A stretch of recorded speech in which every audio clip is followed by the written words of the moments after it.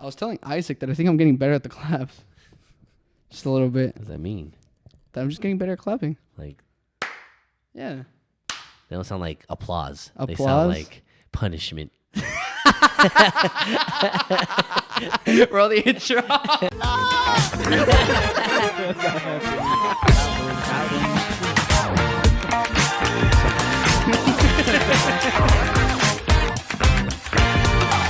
Welcome back, everybody, to episode 30 of the Amateur Hour podcast. It is actually episode 30 now. The real episode. The real episode. The last episode 30 was the imposter. It was. I don't know who decided to call that episode 30. Honestly, it was your mistake. I blame you all the time. I should have caught it. Is what it You is. should have. I should have caught it. I'm Yeah. sorry. Anyways, the blame is on you, Matt.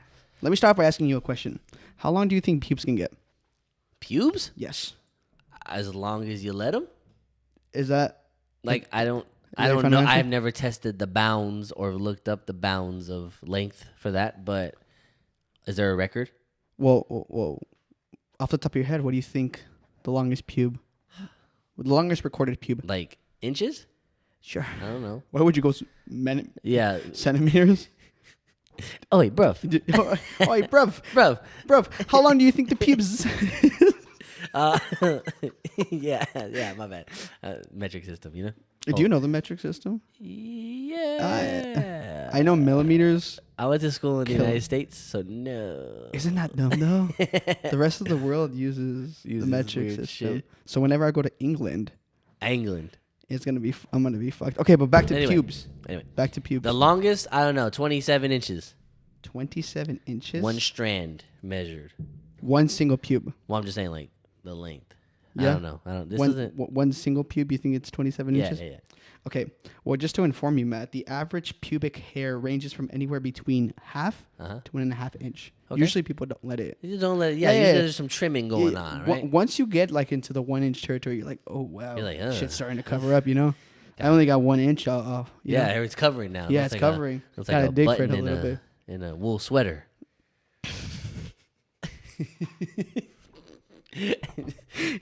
In 2017, according to the Illustrated Book of Sexual Records, Okay. which is a thing, by the way. Can you believe it? Actually, Sexual records? yes, Illustrated Books of Sexual Records. Am I in there? Huh? Are you? I don't know. Wouldn't you know? No. If you were in a book, if you were I in thought a, they just keep track.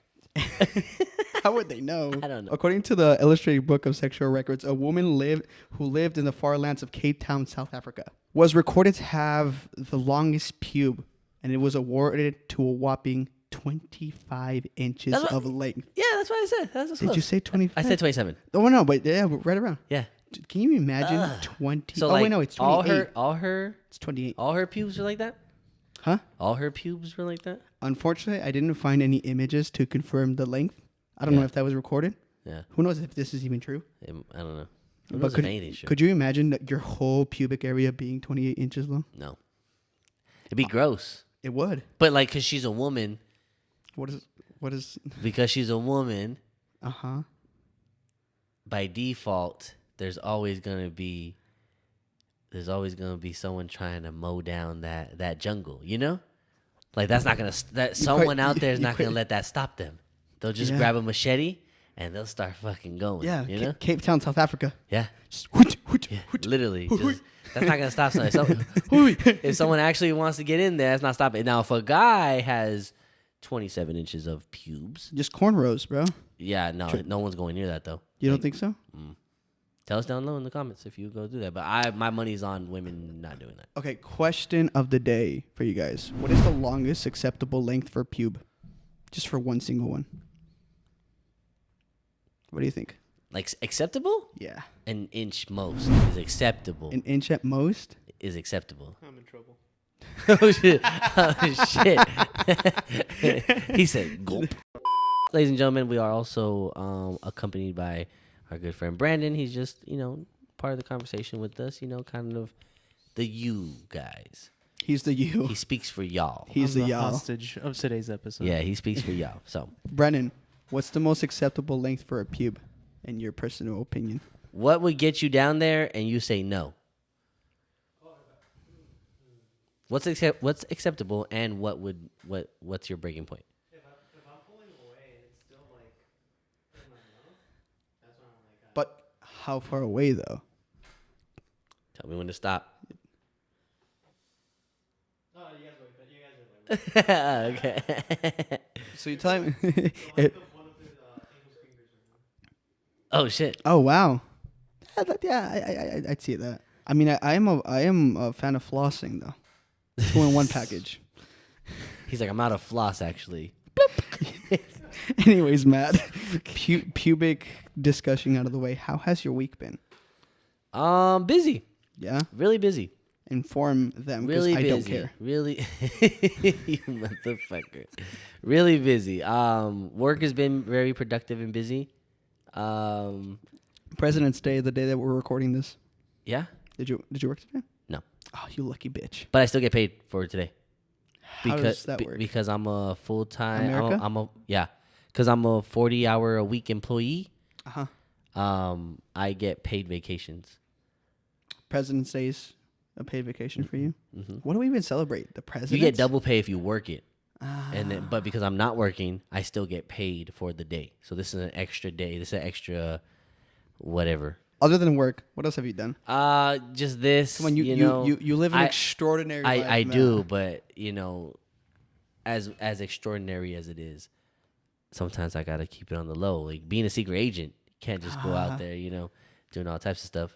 Honestly, do you think you can be a good secret agent? Yeah, I'd probably I'd probably die or fail, but I Yeah. do think that I always see like espionage shows, and I'm like, I could totally infiltrate that country, Right. and be in the room and you know, Sunglasses and cap. and everything, you know. That's all you need. Yep. How Shit. good do you think that works? Sunglasses and hat. I don't know because you look more suspicious. Do you? Yeah, like if you're in a crowd with sunglasses and a hat and a jacket, you're just kind of. Well, if you're like that, but how many people on a day-to-day basis do you walk past with sunglasses and a hat on? Not a lot. That's the thing. Or maybe that you notice. Maybe that's the whole point. what I'm saying. Oh, maybe we do fixate on Yeah. it. Okay, I think we have to put it to the test. should we? That'd be a pretty good like video. Secret agent. Secret Agent Matt. Ugh. Bro, I hate that your name is so fucking marketable. Just a little bit. Yours is too. No, it's not. Secret Agent Angel. Hey. That's not too bad. Hmm. I don't know. Have you ever met a girl named Angel? Yes, actually. Multiple. I feel like I haven't. I have. And if I did, she was probably a chola. Most likely. Yeah. I had a crush on one at one point. A chola? They're like. No, Because cholas were the original. Cholas are like a subsection of goth chicks. no, they're Yes. two different things. But they're a subsection. What do you mean by that? They're like in a how do I No, explain it? fool. I don't want to fight with you. What I'm saying is like cholas or a subsection of cholas are like. Yeah. They're just Hispanic Mexican goth girls, like at the heart. If they were white, they'd be goth girls. You see what I'm Do saying? you think so? Yeah. I don't know, man. Anyway, Nah, dude, they're it's different. It's a subsection. It's a because cholas subsection. are like almost hood too. That's okay. That's what I'm saying. But that's Goth girls aren't hood. because It's I think the equivalent would be like a ratchet white girl. no. You don't think so? Are those worse? No, those are their own thing. Yeah. Yeah, those have evolved into their own subspecies. Evolved. Yeah. The nails and the hot Cheetos and everything. I don't know. So you were in love with who? An angel? I wasn't okay. I wasn't in love. Oh, my bad. You had a crush on someone I named thought Angel? she was an angel. Oh. No, I was just kidding. No, her name was Angel. That would have been funny. Angel and Angel? Right? She went to my school for a bit. You know, like when there's like a new girl Yeah. in class. Yeah. Shout out to Maritza. Yeah. 6th grade. This motherfucker still remember. She was the new girl.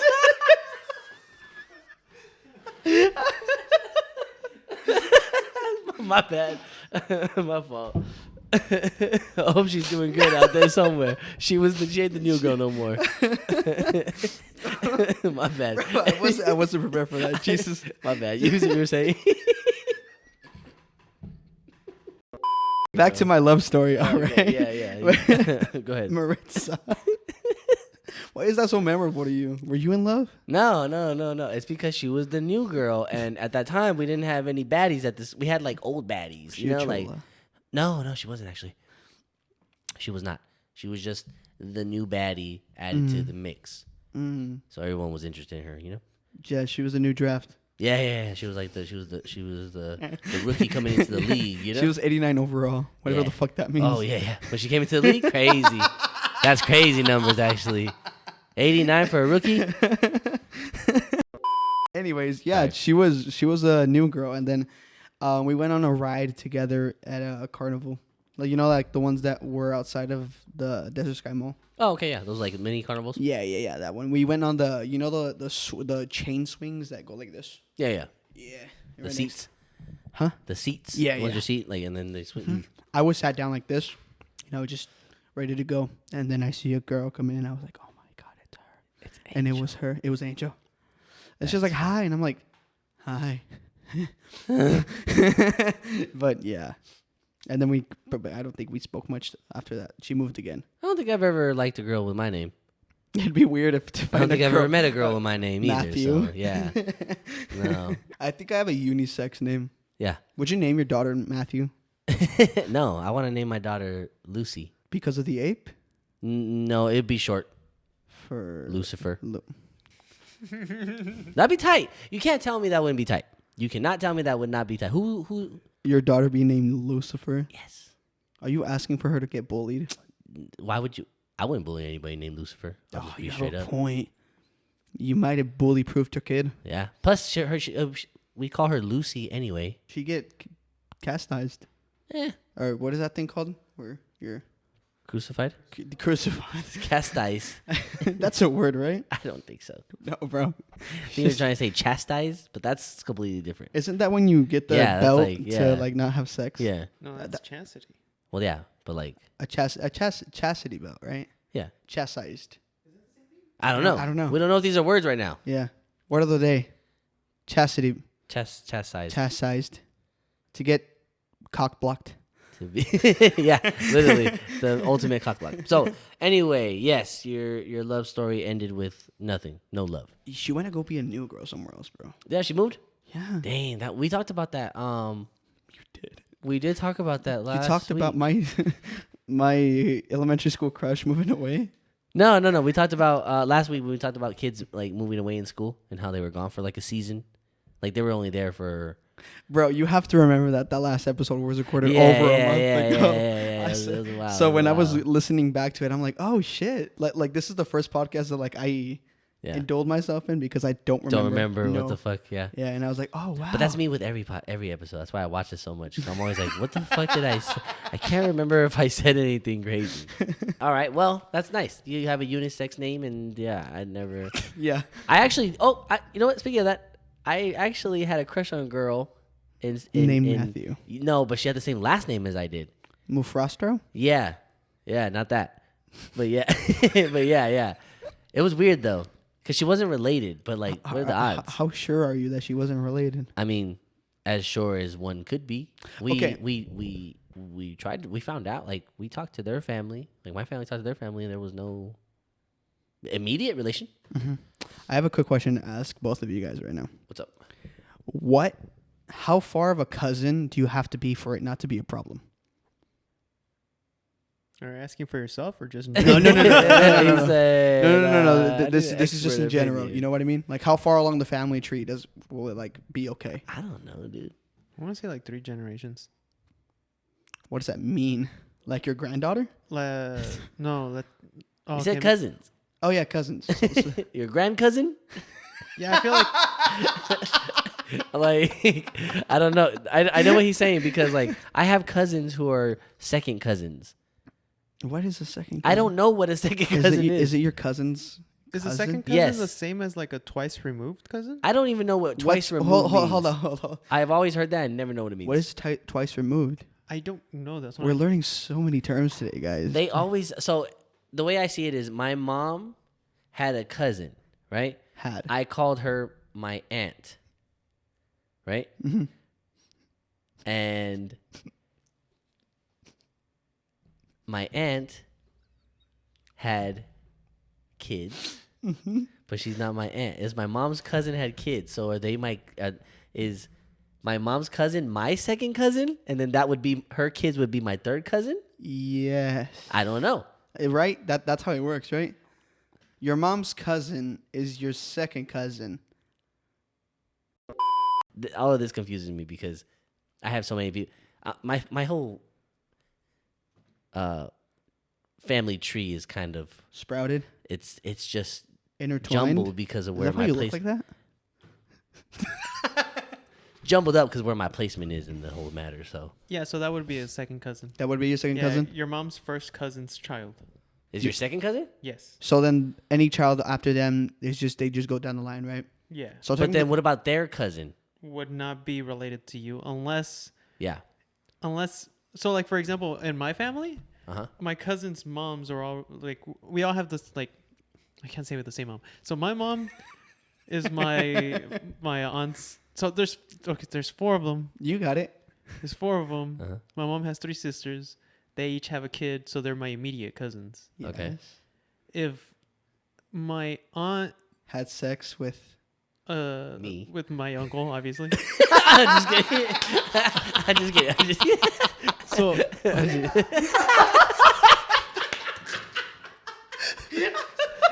My bad. Did I say that out loud? I'm sorry. I have a secret uncle, and I'm just finding out. Oh man. Brandon, keep going. Just ignore me, bro. My fault. So my uncle's cousin's niece wouldn't be related to me, but they would still be a cousin. Hold on. Where your niece come from? Yeah, your cousin's uncle's niece. What the fuck? Is Yeah. is that his No, daughter? no. So my uncle's The my uncle's sister's cousin. kid. I mean, sister. Sorry, yeah. If they had a kid, that would still be my cousin, but we wouldn't be related. So is that the removed? Yeah. That the removed one? Oh. I don't know. Okay, man. so what would make it down the line if like, let's say No blood relation Is removed. has to be the foundation, right? No blood relation has to be the foundation, but then there's still the family aspect of it. okay, so what if your dad right gets with somebody Mhm. and they have a cousin, Mhm. and then their cousin has a kid? Mhm. Are they technically related to you No, on a technical sense? no. Well, It'd I be think like just by step title. cousins, right? just Yeah. by title. Yeah, What are you it doing, wouldn't be by step blood. cousin? You start getting into scary territory when it's blood, you know? Yeah, but how far down the line is the blood basically just too thin? Till it runs out. I don't know. I don't know. till the shared blood runs out, you know? Yeah. I don't mean to put my family out like this, but fuck it. Story like that, kind of. You know the story I told you, right? So anyone on my dad's side, anyone that's on my dad's side of his family, I am not blood related to, because, right? Yeah, Because he's not my biological dad. on a Technically. technical, yes. Right. I am only blood related to one individual on that side of the family, because my mom's brother, so my uncle, slept with my dad's niece. We gotta remember my dad's niece. My dad's nieces are the way the family is. My dad's nieces are the same age as him, so they're all the same age. But like at family mingling, my mom's brother slept with my dad's sister's daughter, who are all in their 30s at the time, and then they had a baby. So that baby actually shares blood with my mom's side of the family to some degree. And with Me, you, she's the only one on my dad's side of the family that I actually share some sort of blood with. What that's like a quarter of blood. Yeah, but it's such a small amount. yeah, it's not that thin. No, but it's still crazy that it's the only person on that side of the family that I actually have blood shared with It them. sounds like a movie, bro. It is. I'm telling my life is a movie. What you mean? I've been Not telling in you the good way, though. It doesn't matter. Oh. It doesn't matter. On the talk of tragedy, Matt, what do you know about cheese? What do you mean cheese? Like the eating cheese? Queso What other fresco's kind of pretty bomb. cheese? How there is that? How is that tragedy though? Oh, you'll see. But what do you know about cheese? I mean, I feel like cheese knows a lot more about me than I know about it. Oh yeah, aren't you lactose? Yeah. Okay, let me just go ahead and inform you, Matt, that there is this specific kind of cheese, right?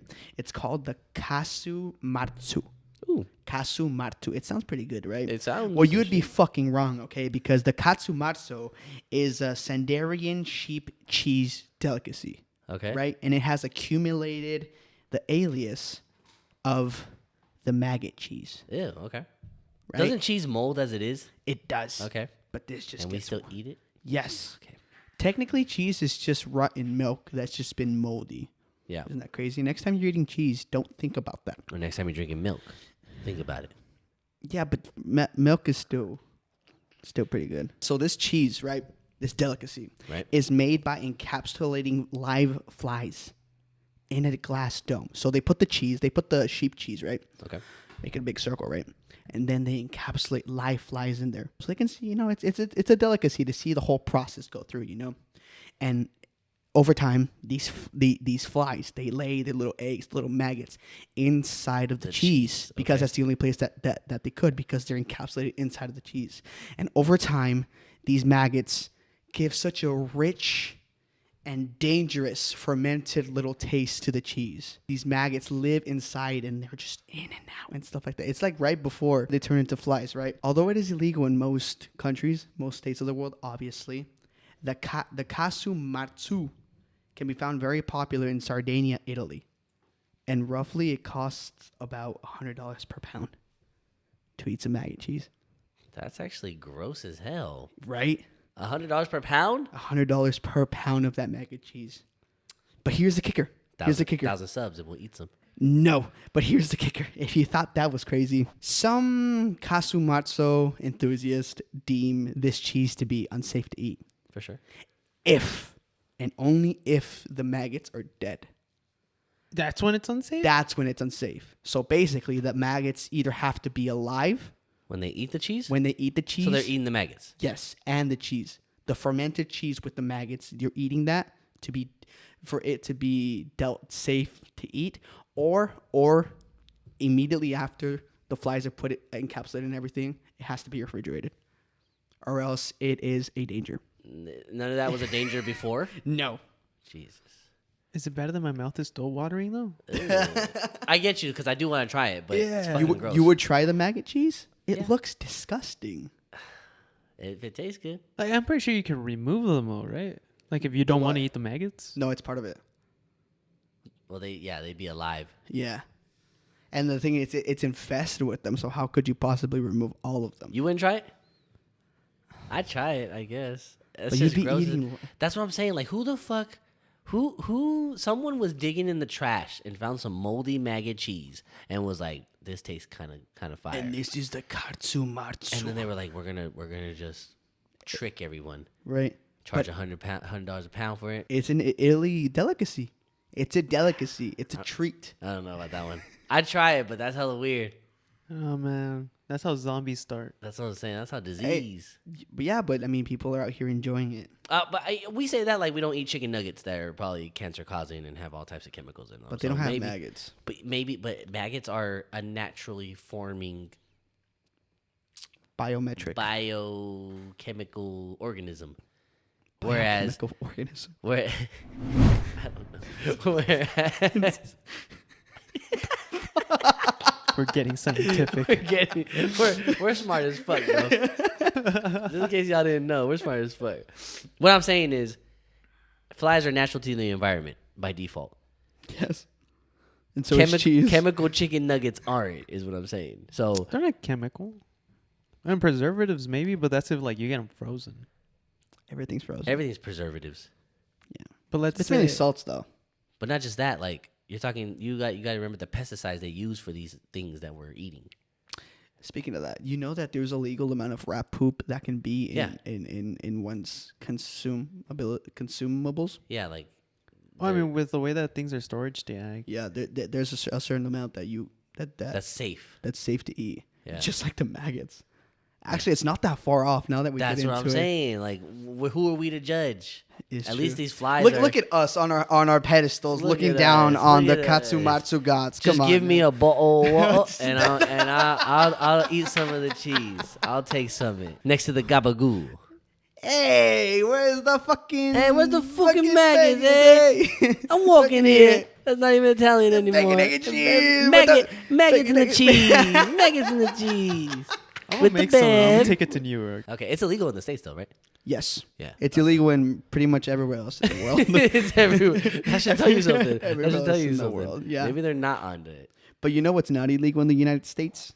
What? Storing 2 billion pounds of cheese underground. Ew. Yeah. So, Again, who wants to do that? well, let me tell you, a 2022 report from the St. Francis College Prep High School, right? They deemed that the United States stores about, or has the storage of 1.2 billion pounds of cheese. And it's not stored in warehouse facilities or storage freezers or things like that. It's stored underground. Where though? That's funny you say that because it is stored in Missouri, Oh, where the limestone mines used to be.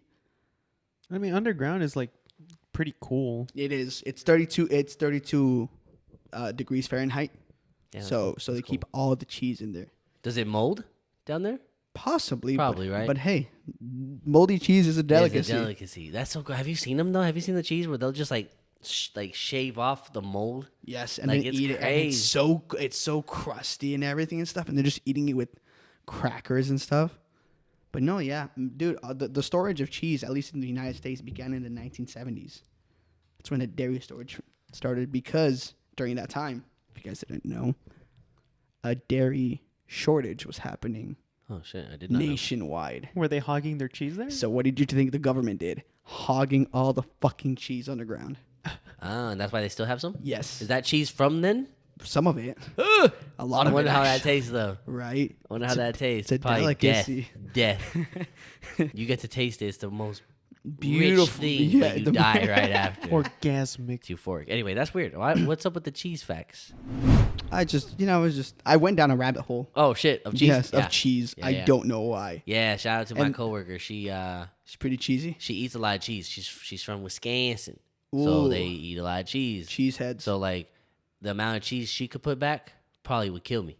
Yeah. Yeah, Do you think it's 1.5 billion pounds? easy. Okay. Over. Just I'll put 50 on the over.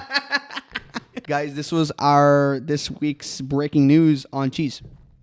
Oh yeah. So if you're ever worried, if you're ever curious about the cheese out there, just Yep. know it's safe underground somewhere Somewhere. Well, in Missouri. in Missouri. And so if a zombie Oh, apocalypse we could happens, live off that. we could. We could live off that. We make our way to Missouri. That's where you gotta go. They're crack. We're pushing. Breaking it down. So the cheese that's molding in my fridge right now, is that like, Yeah, it's a delicacy. is that a delicacy? I can start selling that shit on the street. It's a delicacy. Oh, As long shit. as you remove the fuzzy part. yeah. Oh, I'll just wash it. Yeah. Be like, this is Matthew's Arcanso Yeah. de queso. Yeah. That sounds bomb. It Market does, that. right? Dang, y'all ready? We got a jar right here, actually. With this week's sponsor. I'm just kidding. So, Angel, Matthew. really quick. Angelo, what is your Mexican name? Angel.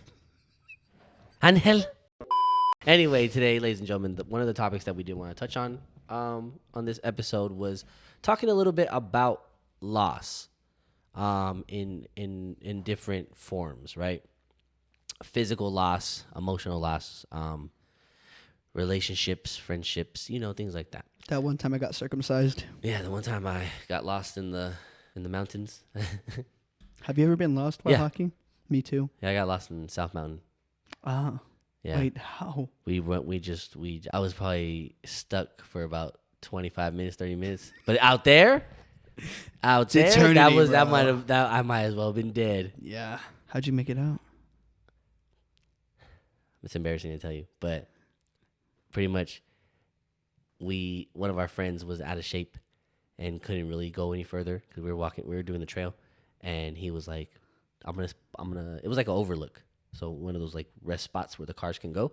And he goes, I'm gonna stay here. Can you guys go back, get the car, come and pick me up? So we said, yeah. So we ran 20 minutes back that way. Then my friend's great idea was like, if we just cut through the trail instead of going towards the trail, let's just cut through. In a car? No, running. Oh. The car was parked. Our friend Okay. couldn't go any further. We had to go pick him up. Okay. So We went out, running for about 15 minutes, cutting through the trail. I don't know where we're at. I'm just following my friend because he's a wilderness dude. And then we can see the parking like up top, like where that overlook where the parking's up at South Mountain when you go up there. Yeah. We can see our truck. So we get there, and then the homie goes, "We left the keys with the other friend over there." And I was like, "Fuck, I don't think I can make it back. Like, I don't think I can run back and then run back again." He's like, "Well, you see the car, just go up there, like, find your way up there. I'm gonna go back." And he took off, and I was just kind of out there, and I didn't know how. Like, I have no survival skills because I couldn't find the trail because we were off the trail so much. But you saw the car. But it's on a mountain, like Just it's go- up there. Just go up. That's why I started. So that's what I started to do. But the more I climbed about halfway, and it got too steep to where I couldn't climb anymore without risking my life. So then I'm panicking, bro. I'm stuck on the side of the mountain, and I'm like, "What the fuck am I supposed to do?" Because I can't. It's kind of hard to even get down now. I'm kind of high. Like I'm a good 20, 30 feet off the ground. And then I'm panicking, bro. Like I'm starting to have a panic attack, and I'm like, "Bro, this is not happening right now." And then I hear voices. Mom! I hear voices, right? And I'm like, "Oh my God, I'm fucking hallucinating." And I look over, and there's a family on this trail, and they're just like walking by me, and they just like look at me, and they just walk up. And I was like, this trail was next to me the whole time. But because when you're out there, everything looks the same. Mm-hmm. When you're out there, everything looks the same. Yeah. It does. Stop pretending like it doesn't. I think I would notice. No, you would not, because the desert plays tricks on you. Yeah. Yeah, I saw things out there, man. I can't. I've never been the same. I never. You been haven't the same. seen I never the gone things back. I do, No, people ask me to go hiking, and I'm like, Riddle no. me this. Sorry. Got too much. No, in my people character. ask me to go Riddle me hiking, this. and I'm just Riddle me like, this. nah, because I got lost one time. So that was one time where I physically lost. What has four myself. legs and can't get to a car? Matthias. 4 legs. What the fuck? How do you feel about that? About getting lost in the wilderness, No. or about lost? About loss in general. Have you ever been lost in the wilderness? Yes. Okay, I don't want to hear about it. But Yeah, I'm just kidding. How'd you get lost? no, fuck you. How'd you get lost? No, I'm not telling you now. It was more like the fact that I went out to go take a shit, Oh. and I came back, and I was like, I've been walking for a little bit too long, because it wasn't scary. this long too, and I just kind of looped around in circles. You found your way, obviously. Yeah, but like, okay, so basically, let's say I go out this way, Mm-hmm. and then I took a shit. Somehow when I came back, I went out more over there. So my place was here, like the campsite was here, and I went down that way a lot. And then I came back, and there was like a big like path over here and stuff. So I made I found the path, Yeah. but I was like Somewhere 20 far as minutes fuck. out that way. Ew, 20 minutes is a long. Yeah, is a it long was. walk. I was walking for a bit, and I'm like, I don't. At some point, I was like, it didn't dawn on you that you're like no, it did, but I'm like, okay, now like I gotta, you know, It was it dark? huh? Was it dark? No, it wasn't. Oh, if shit. it was dark, bro, I would have been fucked. I would just stay in one spot. That's dangerous. It's worse getting more lost. Yeah, And for but that- people to just go out and look for you. If you stay in one spot, they'll find you at some point. If you go deeper, you just make it harder. I don't know. We'll talk about. amen to that. Well, yeah. Hey, catch us on next week when we talk about missing persons. So, anyway, lost. Angel. We're turning into a true crime. Yeah, a yeah. true We are, crime yeah, podcast. we're touching all bases. Yeah. Seeing what sticks. No, so actual loss, right, Angel? What have you? Obviously, you've experienced loss before. Brandon, you've experienced loss before, right? Let's talk about relationships, friendships, relationships, any type of ships. Which ship do you want to start with? Which one do you want to start with? Which one hurts less? SS Friendship. Uy, Let's do friendship. friendship hurts the most to me. Oh, okay. Really? Yeah, but it's something we've discussed in a couple episodes before. Yeah. But let's bring some other light into it. Okay. Brandon, you said relationship hurts a little less. Inform me on that. Friendships hurt me a little less just because growing up, I always had this like feeling that I was always gonna end up seeing everybody again. But with like relationships, like with as a couple, I felt like the friendship just wouldn't be able to like go back to what it was before, like an actual thing started. But with a friendship, like even if you have like hiccup in your guys' friendship, it can always be mended. At least in my opinion. He said it's easier to Mend those. mend a friendship than it is to be friends with your significant other once it falls out. Yeah. Because you most of the times you can't be just friends, so it's never gonna be the same. Because one person's always gonna want the other one more. In I think two people can. in a relationship setting, right? Yes, in a love interest setting. Yeah. But then why would you want to be friends with a significant other after you broke up? Well, but that's what he's saying, that it hurts more because you're not only losing a friendship, you're losing a love interest mixed with it. It's like up till now, most of the people that I've like been in a relationship with, like I haven't talked to them in like months. But with friendships, even if I stop talking to them for like a couple of like years, months or even years, I can always just hit them up with like the most random thing, and then we'll have like a good little talk, and then we can just go back to doing our own thing. Just kind of picking up where you left off. Yeah. But that's just I think it's in stages though, because just like there's some irredeemable acts that make you lose a loved one, I think there's also some irredeemable things that make you lose a friend. You know what I mean? For sure. So I don't know. That is interesting that you just said though. Like when you lose a loved one, you lose. It's like a double entendre. You lose both of them. But I personally have never seen it like that. Really? You know what I mean? Yeah. Because again, I maybe just because I just have experienced a romantic heartbreak more at this stage of my life, that just seems easier. Okay. You know, I would much rather lose romantic interest than a friend that I thought was going to be there for the rest of my life. Well, I think it also depends on like how genuine you come off with people, because you come off more genuine with friends than with a love interest, right? Well, yeah, that's usually because they don't last more than like 6 months. And with me, it's backwards. Like if like I try to be as genuine as I can with Motherfucker. What? It says. It's like, yeah, you just can't make it work. I did not say he starts dickhead. turning red. Just holding Strike that it. from the record, Your Honor. You know what? I'm glad your uncle slept with your nephew or whatever the fuck that was. Wait a minute. Wait. Hold on. Back it up. What? I was the nephew.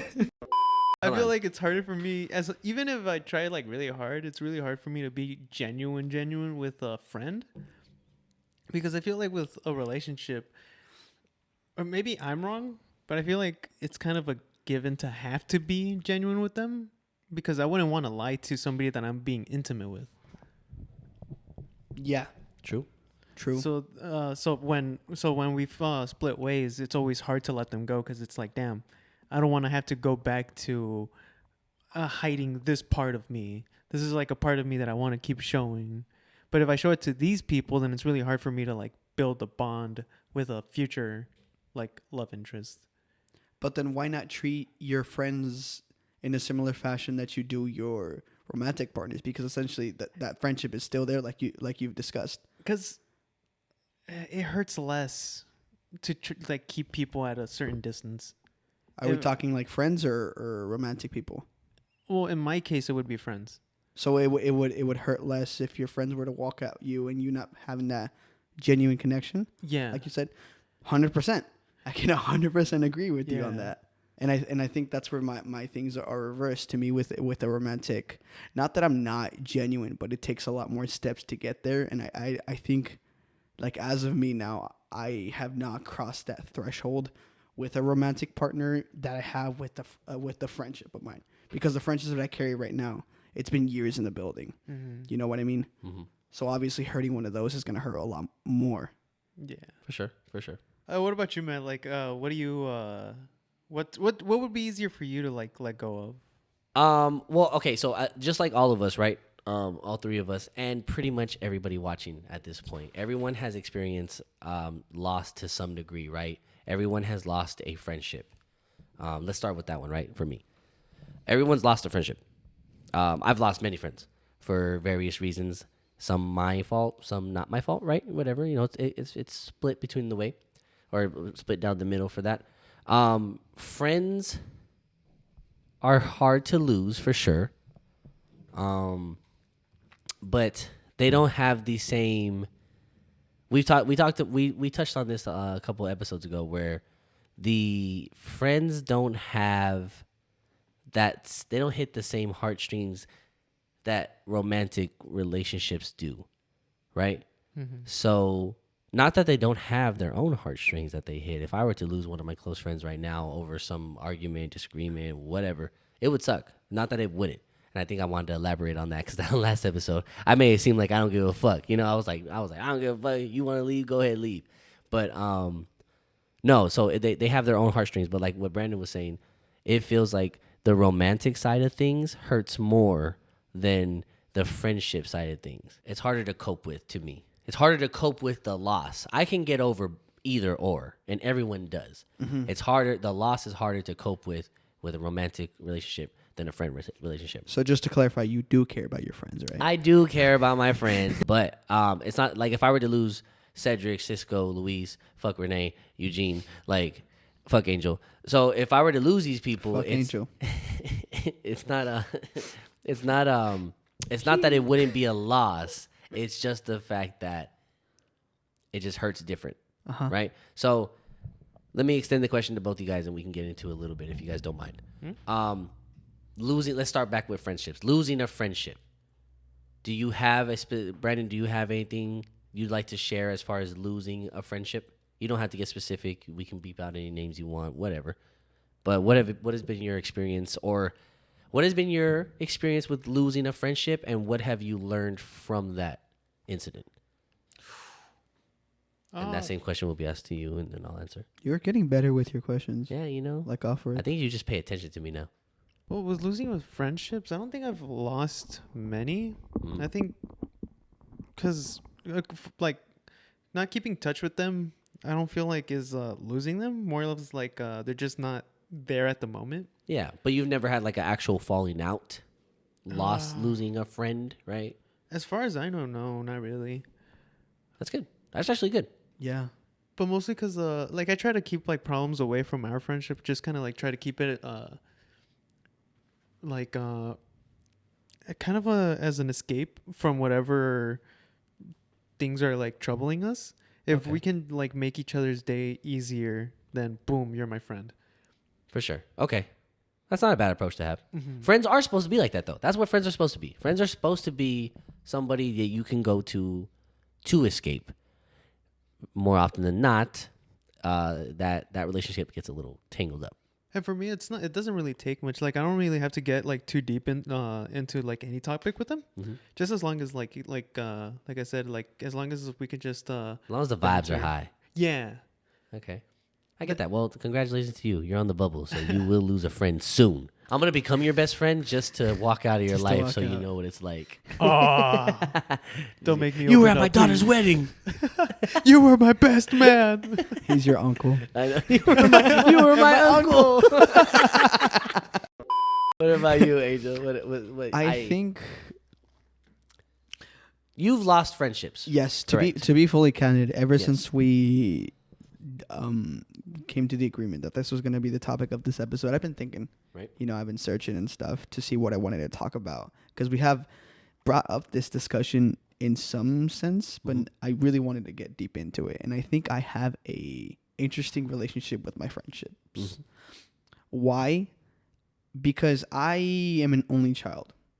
I don't have any immediate family that I'm close to, so this is just a long way of me saying that my friends are my family. Okay. I don't think I have a lot of friendships that I can just like, oh, you're just someone that I can just like go hang out with, you know? All of my friendships are my family. Yeah. I view my best friends as my brothers, you know, and everybody else just falls down the line. Yeah. And so all of my friendships carry a lot of weight behind them. Right. And I think why friendships mean so much to me is because I don't think I've ever I think why friendships mean more to me than a romantic setting is because I don't think I've ever loved a romantic partner the way that I love my friends. Okay. So in losing and with the falling outs that I had, losing a friend has hurt so much more because I've grown to love them and care for them in a way that I never did in a romantic setting. Yeah. Do you know what I mean? No, okay, that makes sense. When you put it, when you frame it like that, it makes sense. Because, like you said, you given a lot to these people because they are almost family to you. Yeah. So not almost they are they family are to you. in my definition. Yes. They are my family. Okay. And And from those falling outs, and I know you've had some big ones. What do you take away from that? How's that process for you? well, I'm still healing Okay. on at least on my end. But if there's anything that whole situation has taught me is every friendship is different. It's not like one size fits all, and I think I carried that for a long time. That one size fits all? The one size fits all. It's like you guys are my family, and I'm gonna treat you all basically the same. There's more intricate things, especially dealing with like a lot of high emotions, and especially given that the kind of person that I used to be. Right. It was just a lot of intensity, and so losing that friend has taught me to slow down a little bit and to not just be, again, with that intensity, with the going up like so much and everything, you lose sight of what's in front of you. No, for sure. You know what I mean? Mm-hmm. And I think it's just taught me that. Yeah. And it's taught me how to still love and care for someone that has either directly or indirectly caused you harm. Because essentially, like, this is the first person that every breakup, bro, it's been easy. It's like, oh man, you fucked me over, or oh man, it just wasn't meant to be, and it's just like, move them away. I never have to see you again. Mm-hmm. With the really big falling out that I had, it's just like I have to learn to still appreciate the friendship that we have, and just to be honest, man, I can't really put it all into words. I'm still in the middle of processing a lot. No, for sure. And it's been, I mean, I'm thinking of the timeline. It's been a while. And the fact that you're still kind of going, like, it's a slow heal, you know? Definitely. For sure. But I wouldn't say that I'm grateful that happened, but I can appreciate it because that just was a very pivotal point in my life. For sure. And it taught me how to value those that I do choose to stick around and those that I am fortunate enough to have around me. And we did talk about how, those types of events kind of set you up to where you're at now. Mm-hmm. Some people have some crucial events that happen to them and it sets them in a really bad place. Some people, it's the opposite. And those unfortunate events take you down a road that might be a little bit more favorable, So it's weird because, like you said, it's not that you like the fact that they're gone. But you can see the silver lining of the situation. At least from my end, because obviously that's the only story that I know. Yeah. But yeah, that's essentially it. Yeah. Of my way of friendships over. No, I see, and I get what you're saying. I think maybe I'm being a little jaded when it comes to friends because I kind of always feel like I'm on the hot seat, just because. And here I'll get into detail on why. It wasn't until recently, and I'm talking really recently. I had a 3 hours ago, literally 2 right before we started filming this. Okay. I when had you were sobbing over there. Yeah, when I was getting ready. And That makes so much sense now. You were my uncle. You were my uncle. You were the chosen one. But so when me and this friend rekindle, right? Just like Brandon said, it feels like it's easier to kind of patch up some relationships, some friendships easier than relationships, which is what we did. We were able to come to an agreement on, like, we got the closure, we did all that stuff, but then we mended that broken bridge. How does one do that? It's just forgiveness. Yeah, but to just move on. It's I don't mean to make it like a mature thing, but some people just get to a point where some things just don't matter. Like because when those little things, the little reasons that may be a big deal to you right now at 22 aren't going to be a big deal to you at 25, 27, 30, 35, 40. And then when you realize that those things don't matter, those are the things that are holding you back. So then you start saying, okay, why am I letting this stop me from having my friend back? You know, life's too short. So talking to this friend and kind of mending that bridge, I realized that I was not a good friend. And I had actually lost multiple friends. Up until this most recent friend, I had lost multiple on the way there. And I was not a good friend, bro. I didn't know it at the time. In the moment, I didn't know that I was being destructive. In the moment, I didn't know I was being selfish. In the moment, I didn't know I was taking more than I was giving. And I took until these people who were close to me just couldn't. They had nothing to give. And they had to protect themselves, and they left.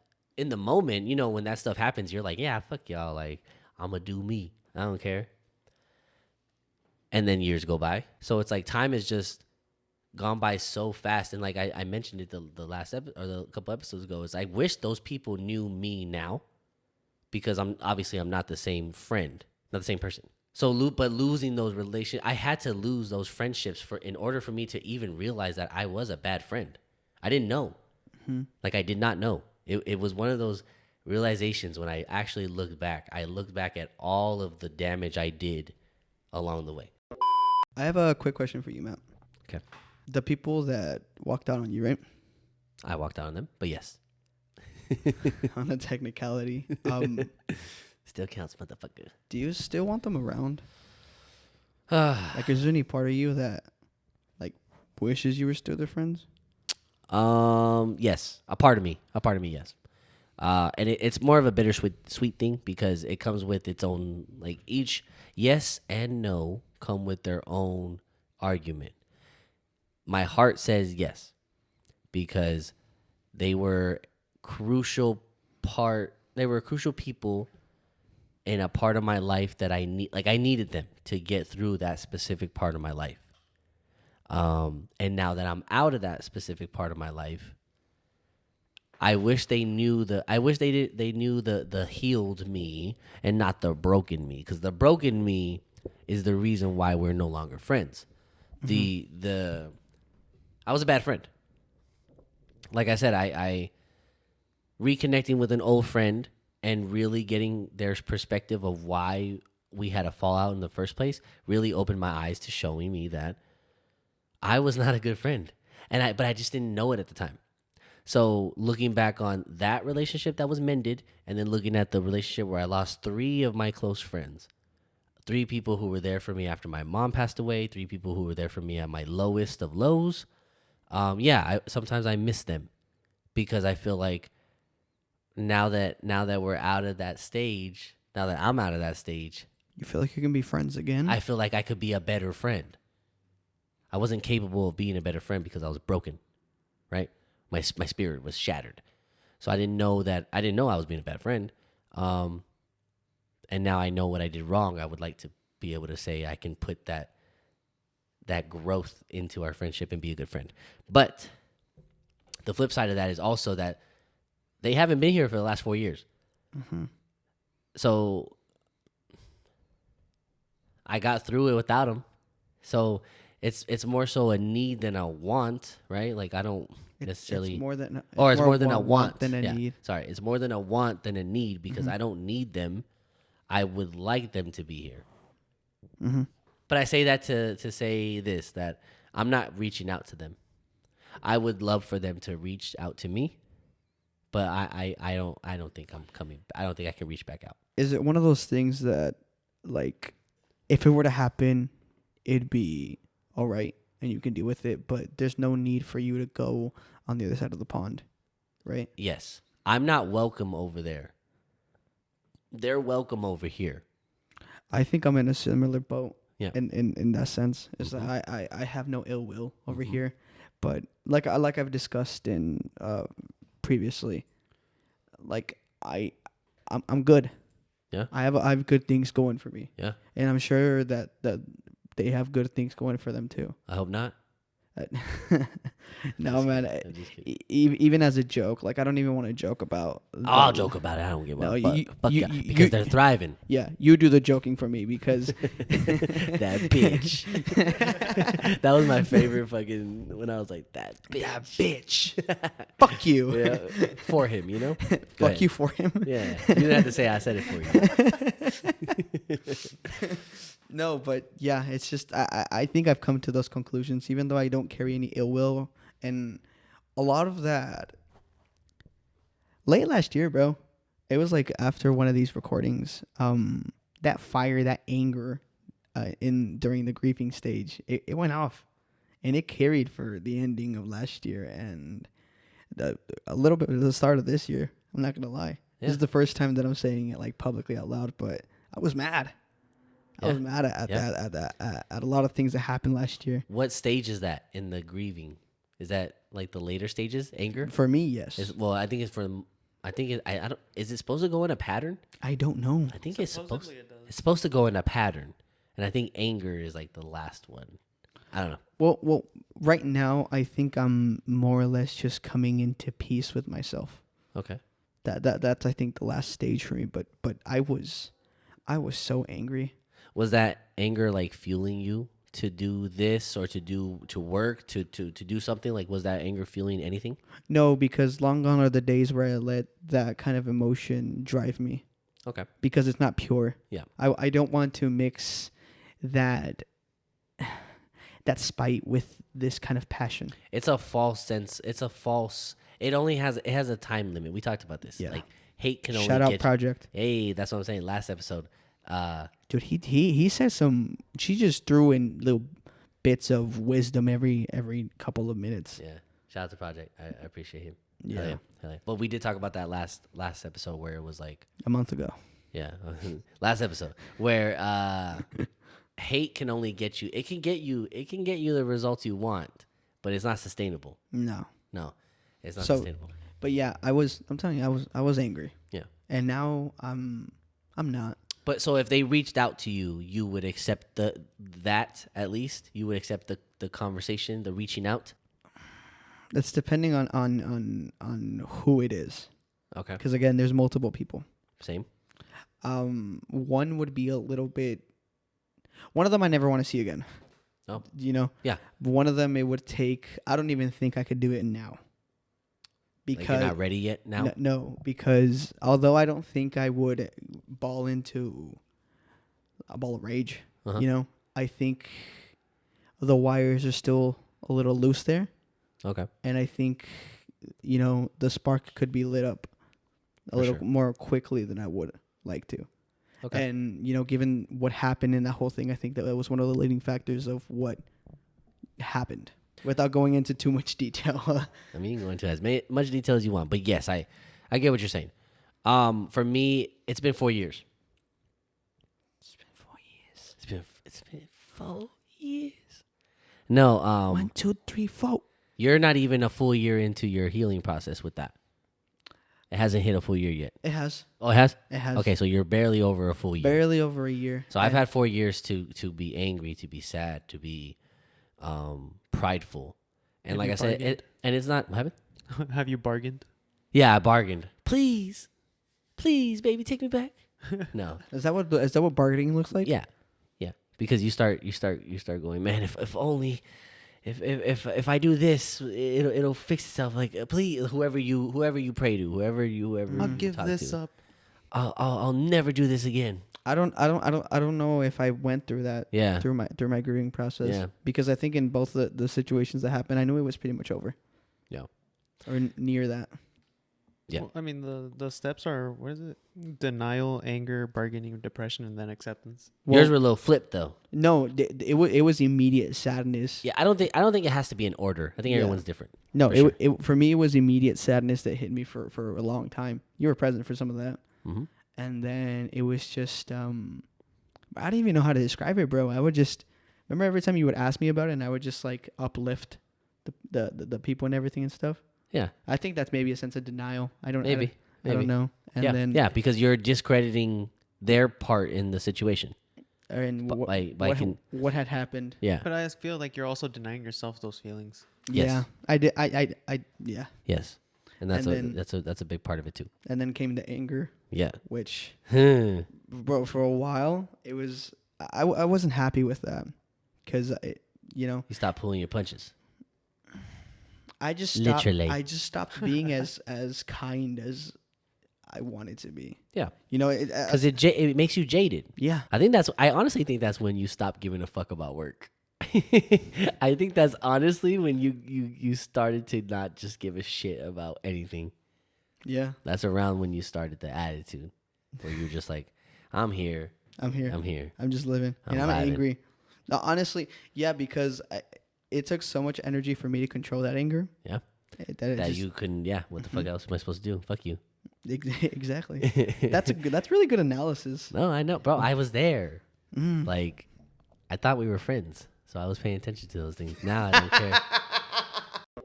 With the falling out, I did what you did. I left. No words, no closure, no explanation. There's nothing to talk about. This is why when we got into that debate about the closure aspect of it, I did exactly what you've done. And having 4 years under my belt to sit with that, dealing with loss, dealing with friend falling outs, dealing with mending friendships, it dawned on me that life is too short. And if those people were to pass away, knock on wood, if those people were something bad were to happen to those people, it would hurt me to not be on good terms with them. That doesn't always apply to people who do you wrong or go out of their way to hurt you. But they didn't do that to me. I was the one that did that to them. You see what I'm saying? So I don't think I've ever thought of it like that. that's what I'm telling you. That's why I told you dealing with loss and not being able to say, like I said, like God forbid that something happens to somebody and you're living with that. You don't have a chance to say sorry to that person. You don't have a chance to be okay. You don't even have to be friends with them. It's just being okay. Sometimes relationships are fine just being on a common ground and going your separate ways. It's all that muddied negative emotion that I don't like to sit with. It's the uncertainty. It's the unclear waters. Yeah. On the pond. Which is what I don't like to sit with. So shout out to those friends that I lost. Like I said, I apologize because that was just a version of me that unfortunately I didn't know what I was doing. For a long time, what you just said would keep me up at night. That the fact that I was just not a good person at some point. Yeah. And the fact that it was at the expense of a lot of people. Yeah. And yeah, I couldn't go to sleep. It nag on me. Mm-hmm. Everywhere. It was that heavy cloud. Yeah. And that's where you know how some people say do what makes you happy? Mm-hmm. For me, it's always like very confusing. Not because I like being an asshole, but because I But like you like asshole. it's because I like Hey, being able man. to like do like a playful banner, right? And I'll catch myself back then because I feel like I don't let myself joke with people anymore as much as I used to. Like, It's 'cause just strictly business. yeah, because you remember back then how you would joke with you and be like, "Oh, look, it's gravy." No. He bleeds gravy. No. Brennan, you would bully me. I was like, Yeah, you know what? Yeah. Look, I'm over it now, Not but gonna do you lie. know what this man did to me one day? what? He came up to me. We were like this, right? Oh, And he was like, "Hey, man, if I ever poked you, I'm pretty sure gravy would come out." Jesus Christ. I didn't. Yeah, because like It's okay. I get it. It was like a fucked up thing to say. We're But, kids. like, yeah, we were kids. To this day, I still don't know how to break the ice. that's I'd rather just drop a nuke on the yeah, ice. that's a Just skill issue, you know. caught myself doing that a lot to a lot of people, And it's off-putting. Like, even though you don't mean harm, Yeah. it's just maybe not the best approach. So if I'm being honest now, It's I like going up just to a girl rather you try to do spit at. You're business. like, "What up, bitch?" Like, could you imagine? Would that work? Probably not. Depending. Depending, but if it did, it's a long shot. I don't know if you want Yeah. that type of person if it did work. Amen to that. It's like a really risky coin flip. Mm-hmm. It is. It is. Okay, so let's transition from friendships to relationships, if you don't mind. Oh, okay. I read the room wrong. Okay. Or you guys were gonna start making out? I don't know what you I got. I don't know what you want. meant. Should I turn around? Yeah, Should I yeah, like bring the yeah. camera in and closer? Turn the camera off. How do you go about dealing? How do you guys go about dealing with your romantic relationships then? First of all, to ask everybody really quick, have you had a falling out with a romantic? Have you been in love and then not in love anymore? Yes. Yes. And each Yeah. time it's been different. And each time, Each Does time it- it's been different. Brandon? With my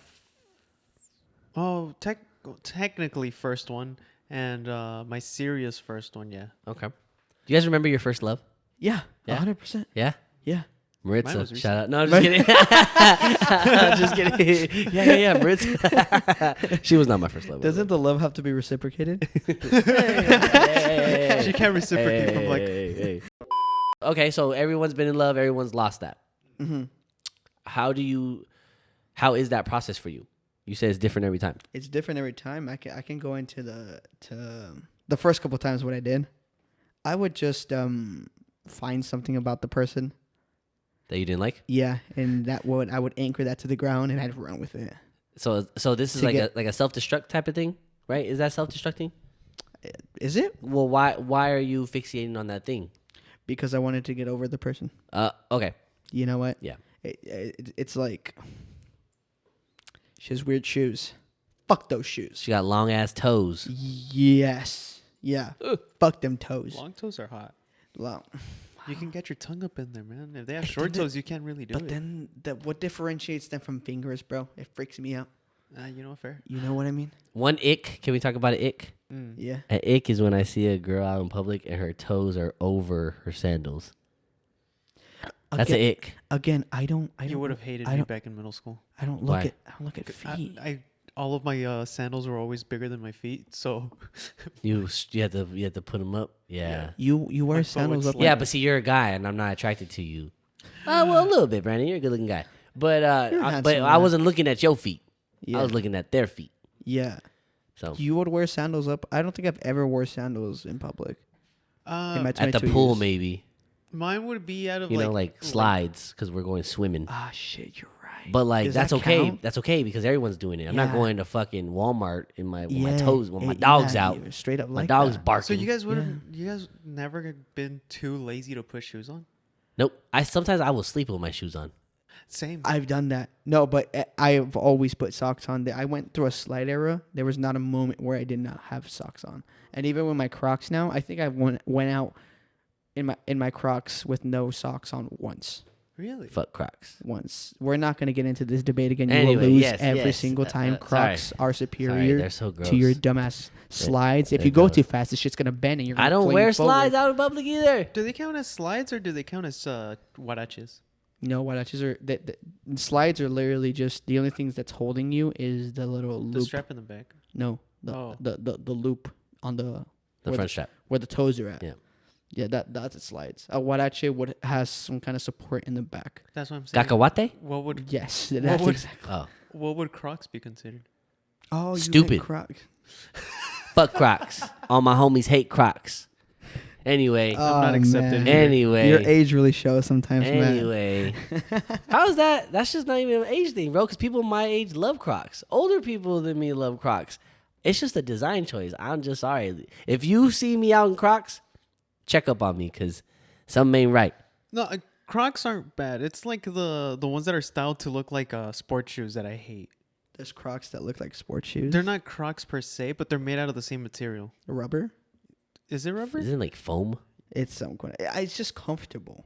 Beauty is pain, You baby. should, you Beauty should. is pain. Nah, dude. I've Beauty is pain. I'd rather wear Chucks and have my feet fucking hurting, feeling like I was walking on nails, than to be in some goddamn ugly ass Lightning McQueen. long gone are those days for me. I am in my dad's shoe era. I'm loving it. I wear Skechers and I wear New Balances and Crocs, and my feet feel amazing. I don't have foot aches nearly as much. I'm a big dude. We gotta take care of that shit. Hey, I'm walking here. I'm walking here. Fucking walking. maggot cheese. Maggot cheese. Maggot with the cheese. Maggot with the cheese. With the bev. Okay. Back to relationships. Anyway, back to love. Okay, so you guys. Go back into the loss. Which loss do you want to talk about? Which one was the most impactful for you? Which one did you learn the most from? Ooh, there's the most impactful. Yeah. It's because it's broken down in different things. Okay. Well, My most recent one, I think, has been the most impactful in my emotional journey and growth okay. as to the person that I want to be, and everything about that was challenged. Right. And especially how I deal with that. But I think the one that really propelled for me to change was a breakup that I had in high school. Not my high school sweetheart. That one was just pain. But there was a specific person that I dated in high school. And I think she was the first person to ever check me. Because... The nurse? No. Oh. No. That was my uncle. Teacher? PE teacher. We had a PE coach who they not me. They used to call him Needles because he was really buff. Pretty sure he was taking steroids. They used to call him Needles. It was so bad. Oh. Kids are ruthless. Wasn't me though. Yeah. Shout out to You would never. Shout out to Coach Maurer.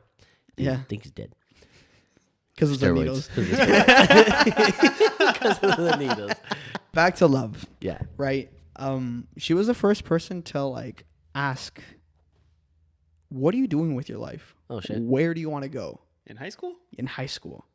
It was early junior year, I think, and I had no direction. I was just a high school bum. Not even One Direction. No, seriously. I wasn't listening to them. I was listening to Big Sean for some reason. Everybody in high school was. That's how you know it was a rough era. Big Sean was my rapper. Ugh. Not my top rapper, but he was That's almost as bad as listening to Logic. No, just kidding. Yeah, yo, Take that back. Logic was my guy for a long time. I bet he was. Yeah. What? Hold on. What do you mean? Are you telling me the incredible true story? That album? Mwah. Oh, yeah, it's cool. Yeah. Yeah. Logic's cool. Shout out to Logic. We had the same birthday. I think Logic post Tarantino too. Bro, it's hard to get behind him now. He's cool. Shout out to Jose. He has his own Jose's a podcast. big Logic. Jose, yeah, he does actually. He has his own podcast. Jose's a Did big he Logic just drop fan. his album? I don't know, bro. I don't keep up with him anymore. It's too much corn for me, bro. Too much corn. Y'all worried about being corny? I was born on the cob. It was a really interesting thing to do in high school.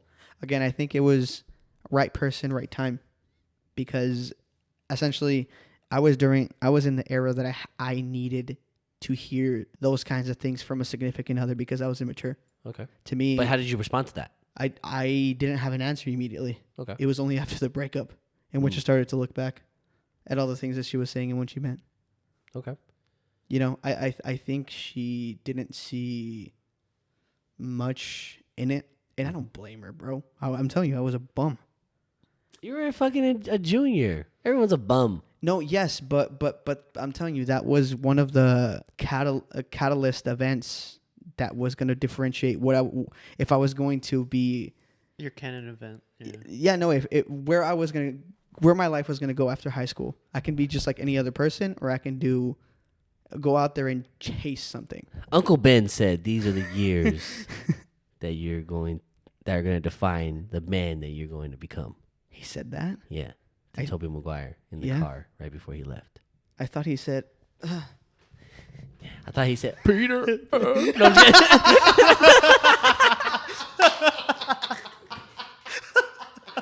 Shout out to Uncle Ben. My fault. My bad. How Uncle is Ben. that the best impression you've ever done? That was amazing. My bad, Uncle Ben. My bad. Anyway, yes. First things first, rest in peace. It's the peace, Uncle Ben. Shout out Project. Anyway, so yes, okay, so those were at that time. So what was the most impactful loss then, relationship wise? My high school sweetheart. Damn. I think so. Damn. Because essentially in the middle of a relationship, we were almost 2 years. Okay. A lot of tragedy struck. You know what I mean? And I did the immature thing of isolating all my friendships and stuff like that. And it was solely the girl.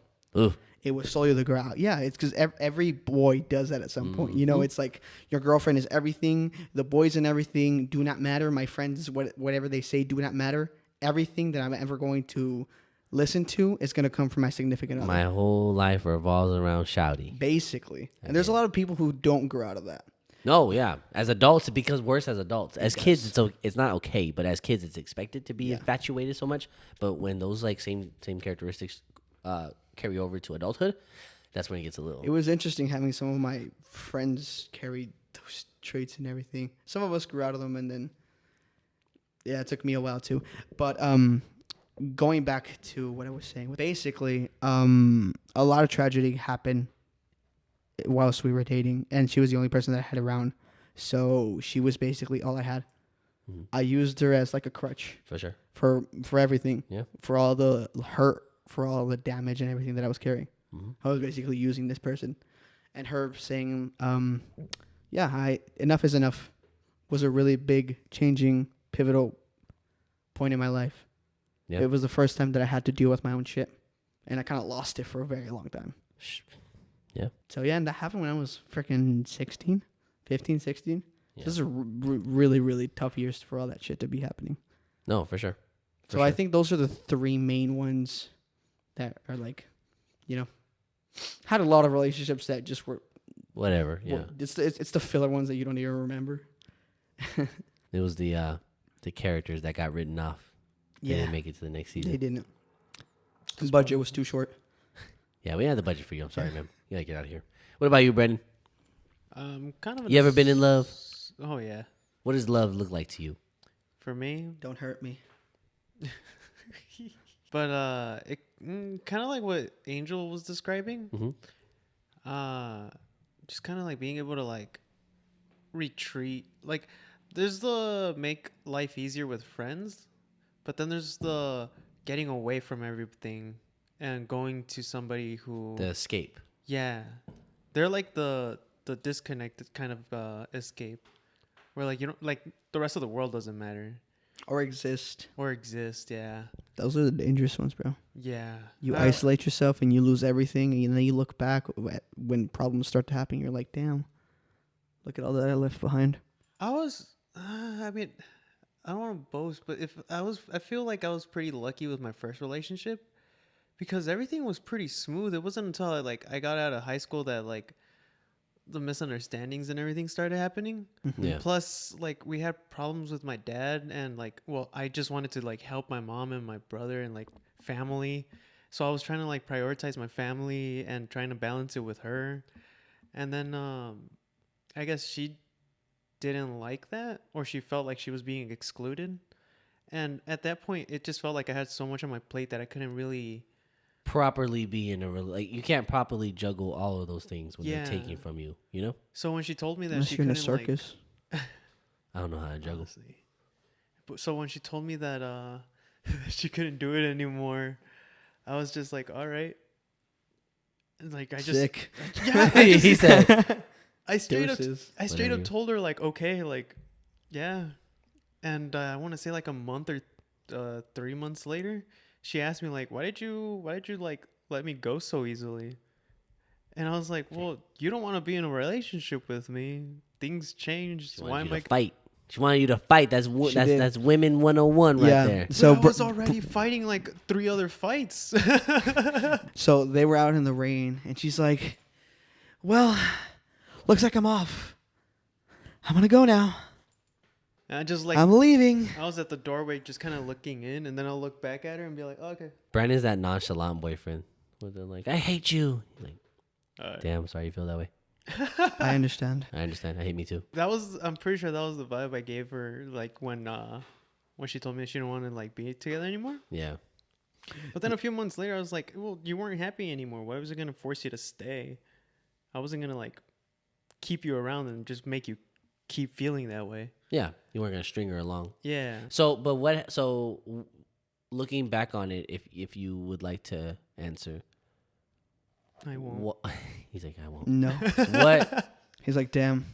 What would you have done? For lunch? What could you have done differently? I feel like would you have done something differently? And if you did, or if you would, what would it be? And why? And how? And how? And when? And to whom? Shit, I don't know. I'm kidding. I don't know. I'm curious. So the thing is, he's like, why? That's the thing. Oh my god! Is it You bad? guys didn't. I feel so sorry. I feel like a lot of people actually like think about all those things, right? Yeah. Is it bad that I didn't? No, because that just means you. You were over it. In my honest opinion, Brandon, it just means that just to me sounds like you just didn't love her the way that. But Like- I did though. Look, so we were kind of on and off for 2 years. Okay. So the first 2 months, it was like a fucking heartbreak for me. Like the end of the world. I would fucking bawl my eyes out for her. The third time, maybe because I was so used to like her coming and leaving, that maybe it didn't affect me as bad. Plus, I was already like emotionally. But that's what I'm saying is you were. It sounds like you were already emotionally clocked out at that point. Honestly, probably. So that's not. But that's when you're in love with somebody. That's not what true love is. Oh no, because with my recent relationship, I feel like I'm still feeling the pain to this day. Yeah. And it's been a while, and I feel like I got the closure and everything, but it still hurts. You're still going. Yeah. Okay. Yeah. Why does it? What hurts about it? Everything. Yeah. Yeah.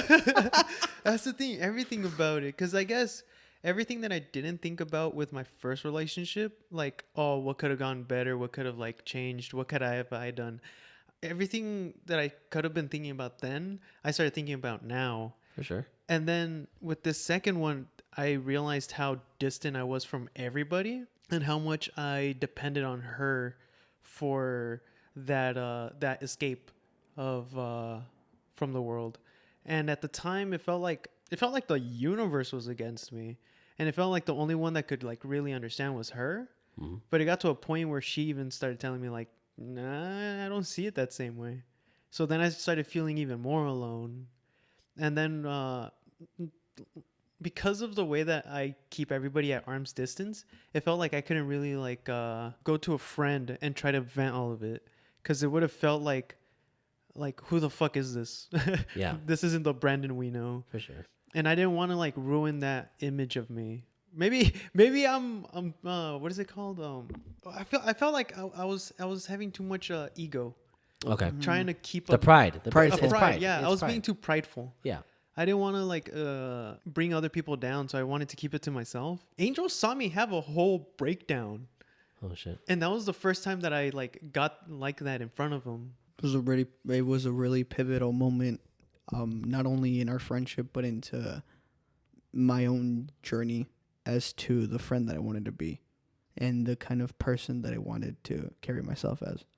I think Brandon was the first person to give me the opportunity to really put a lot of the things that I had worked on myself to the test. I don't think I've ever had the chance to properly thank you for that.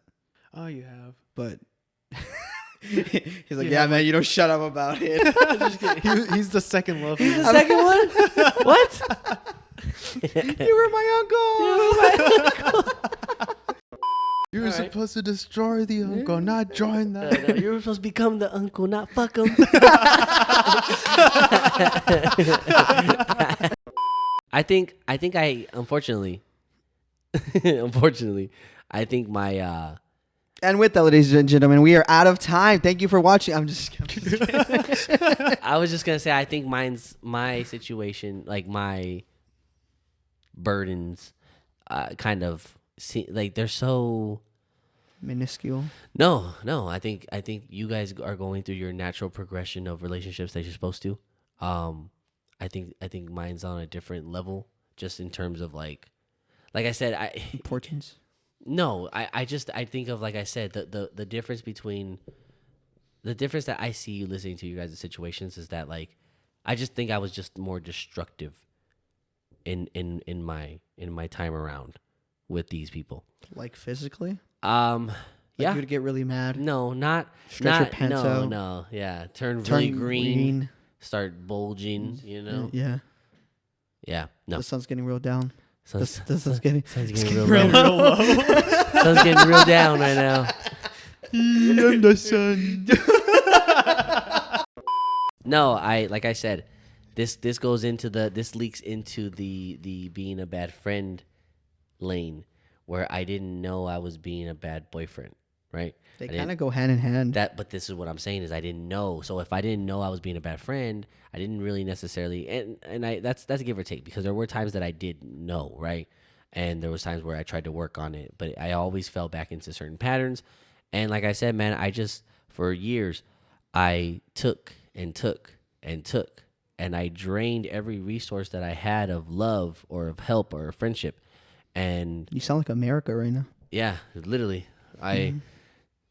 you know, you needed some fucking, If you ever need cheese, bro. you know? Italy. But I took a lot more than I gave, and you know, I was in a really long relationship, almost technically, like it was a long relationship. It was a high school sweetheart, and like you said, those are the. How long? Oh, keep going. Probably right there. It was a Alright. Drake-sized relationship. Okay. For sure. For those listening, Yeah. I'm off frame. Yeah, how yeah, long yeah. it is. He's extended right now. The extended Johnson. So, no, yeah, it was a long relationship, and like I don't think you get. Sorry, I see the demons at the. So I don't think you. It's hard to be with someone for so long and then to not be with them.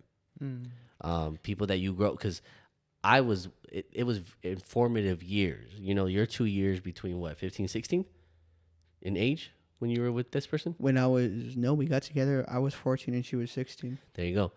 I was 17, going on 18, and going through a significant chunk of your 20s growing with these people. I didn't know how to be my own person.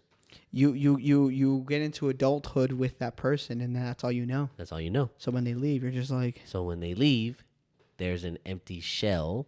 how do you adult? Yeah. There's an empty shell when that person leaves. There's an empty shell of you. You know? So, like I said, I had a really actually that relationship had the most civilized falling out, because we never Went green. like we didn't, it wasn't horrible. I've had some really bad falling outs with romantic people with romantic interests, and this one wasn't as bad as it could have been, but it hurt. It was so hard. And I'll be real with you, it took a while to even get just to heal from it. It takes a long time, as you can attest. Like it takes a really long time for you to actually close that wound. You know, I'm at that stage in my life where it's like I'm just very, very, very apologetic of the person, you know, that I was, because I was not a good partner. And it's not even about, I don't even think I would go back, you know? Like, I don't think that's something that can be revisited because of the damage that was caused on the way out. Almost, it's one of those relationships where we said some friendships, some things can be mended, but this one, it's not that it has to be mended, but it's just, I just don't think I can erase 7, 8, 9, 10 years of bad. You know, the bad just outweighed the good on my end. It's really rough. It's one of those things where it's like I hadn't, going from losing a parent for a major loss, because everyone had, like, it sucks because everyone's gonna go through something like that at some point. But losing a parent or losing someone major in your life, and then going right after that, like as soon as I got healed from as soon as I felt better from the mom situation, I lost my significant other, who was essentially the other half. the next person, the next best thing to your mom. Ain't a woman alive that could take my mama's place, but that was the next person up, you know. So that was a double whammy. That was just one of those things where it's like as soon as I got out of that, I was like, all right, cool. And then they just life kind of boned me again on that one. No lube. And it took a while. Yeah, no lube at all. No. Not even consensually. Oh wow, you hear that? La Mama Luna. Rude. We're recording a podcast. Come on now. Calm the fuck down. Hey, Hey, we're talking here. Hey, we're talking here. Maggots with the cheese. Nuggets with the cheese. So, yeah, no, man, it sucked. It sucked. That was probably the hardest.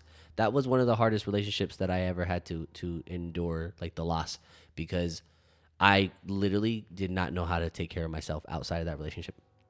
I just didn't know. And even though I was self-destructing at every point of that relationship, I did not have my own identity.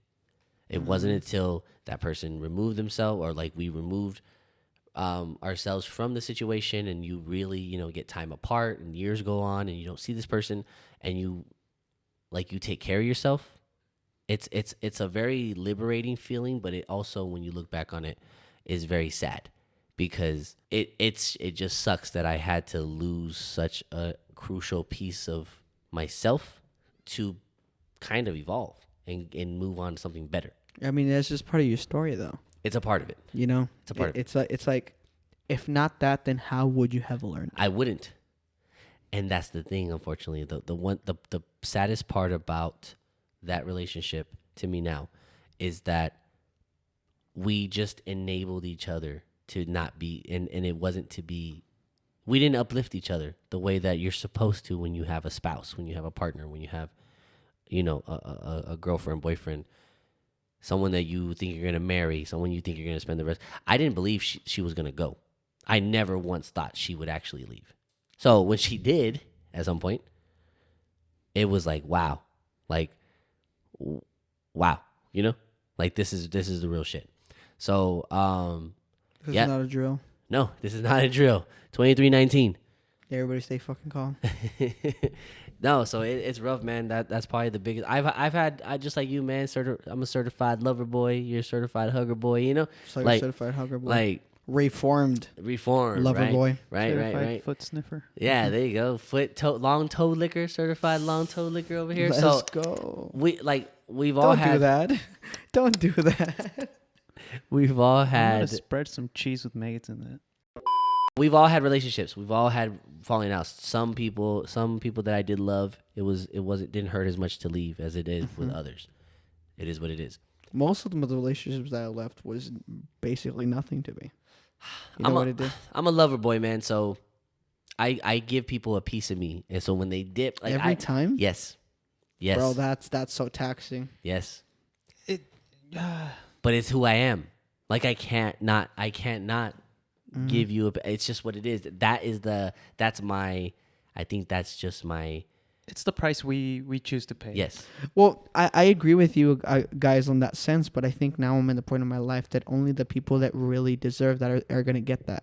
You know what I mean? I'm not going to carry my emotions and myself on my sleeves anymore because people take advantage of me. That's the thing. They're like if you like being in a relationship and having somebody, it's hard to want to be around them if they don't have that peace. It's hard to, yes, I see what he's saying. Like, I can't, that's the only way I know how to, I don't like to, it's the only way I know how to do it is to give you a piece of me. Well, you obviously have to because that's like a form of commitment and everything. So I do agree with you. But I'm okay with I have got my heart broken multiple times, and I'm talking really broken. Mm-hmm. And but I do not let that taint my next relationship. I don't go in there going, this person's gonna hurt me because the last one hurt me. It's not about that. I know I don't believe so either, but I am a believer. It's a fact that we're winding down on another debate. Mm-hmm. But I do believe you pissed me off the last one. The more I watched it, the more I'm like, I was in the shower like, I should have said this. I could have said that. This motherfucker doesn't even know. So piss me off again. Okay. I think that only a certain amount of people deserve one's love and one's heart to that degree. It goes in stages. For sure. If I meet you and I really like you, you're gonna have to earn that piece of me. I'm not gonna give it to you. And even when it's earned, it's in stages. In order to only protect myself. Doesn't mean I'm gonna love you any less. Doesn't mean, but it's just for myself, it's only gonna come as I know that you're the one for me, because I'm just done playing those fucking games. Like But it's not a game to me. Well, to me it is, because I'm not. I just can't entertain that. But what do you mean entertain what exactly? Just entertain the fact that I'm gonna give you so much of me in hopes and regards that you're gonna do the same for me. But I don't do it because of that. I'm not saying yeah. saying you do, No, but no, I'm just saying like I get what you're saying, but for me it's a. but you're wrong.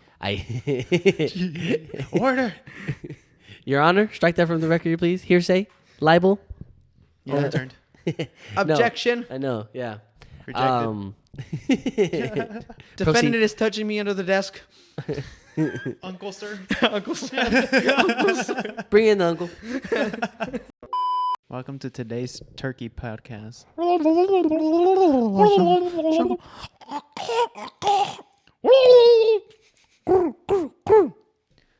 Is that what chicken? I mean, is that what turkeys? The sound they make? No, that's I was just doing animals. When I walk by pigeons at work, sometimes I go, and then like they won't be looking at me, and they'll go. I'm like, oh shit, I said something. Oh shit! Just All the spoke time. pigeon. I'm like, and I'll do it different tones, and then sometimes they're like, I'm like, oh shit, I'm its mom now. They just throw tail. Yeah. Like, oh. They just turn around, show their butthole real quick. I'm like, no. Start backing up on you. What I was gonna say is that yes, we're on two different sides of the coin because to me, I don't look at it as a game. I don't look at it as it is taxing, but to me, who I am, who I always kind of have been, Is wrong. Is I just love, man. Mm-hmm. I just love. So I'm always yes. When you find somebody acceptable to give that to, I don't just give it to everybody, but I'm saying that I do give it because that's the only way I know how to really do it, like to show love. All of it.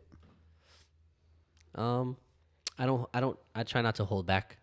Because when I hold back, I start to self-sabotage. Because essentially, I mean, you do have some say in the fact that you kind of have to in order to love. Yeah. I do believe that You have to be vulnerable. You have to give some piece of yourself to that person. Mm-hmm. And I do agree with that. But it's just, it takes so much for me. Yep. You know, not too much, but just not. It's not just a run of the mill anybody like how it used to be, in my end. I don't know, man. You know what I mean? I'll always take a chance on love, the risk. I'll take the sword for it. You know what I'm saying? Mm-hmm. If it ends like that, it's one of those things where it's like it's better to have love and lost than not love at all. I'll take that. Do you ever catch yourself kind of like being happy but thinking, oh, I don't deserve this? All the time. Imposter syndrome. Yeah, we all fall to that. I'm trying not to do that no more. Mm-hmm. I am a big believer of you create your reality. Mm-hmm. I saw this little thing where it was like real quick. How many things do you see in this room that are red? Real quick, you got 5 seconds. 5, 4, 3, 3, 4. 3. How many do you see, Brandon? I want to say like 5. Okay, now answer this really quick. Don't think. How many things did you see that were brown? 1.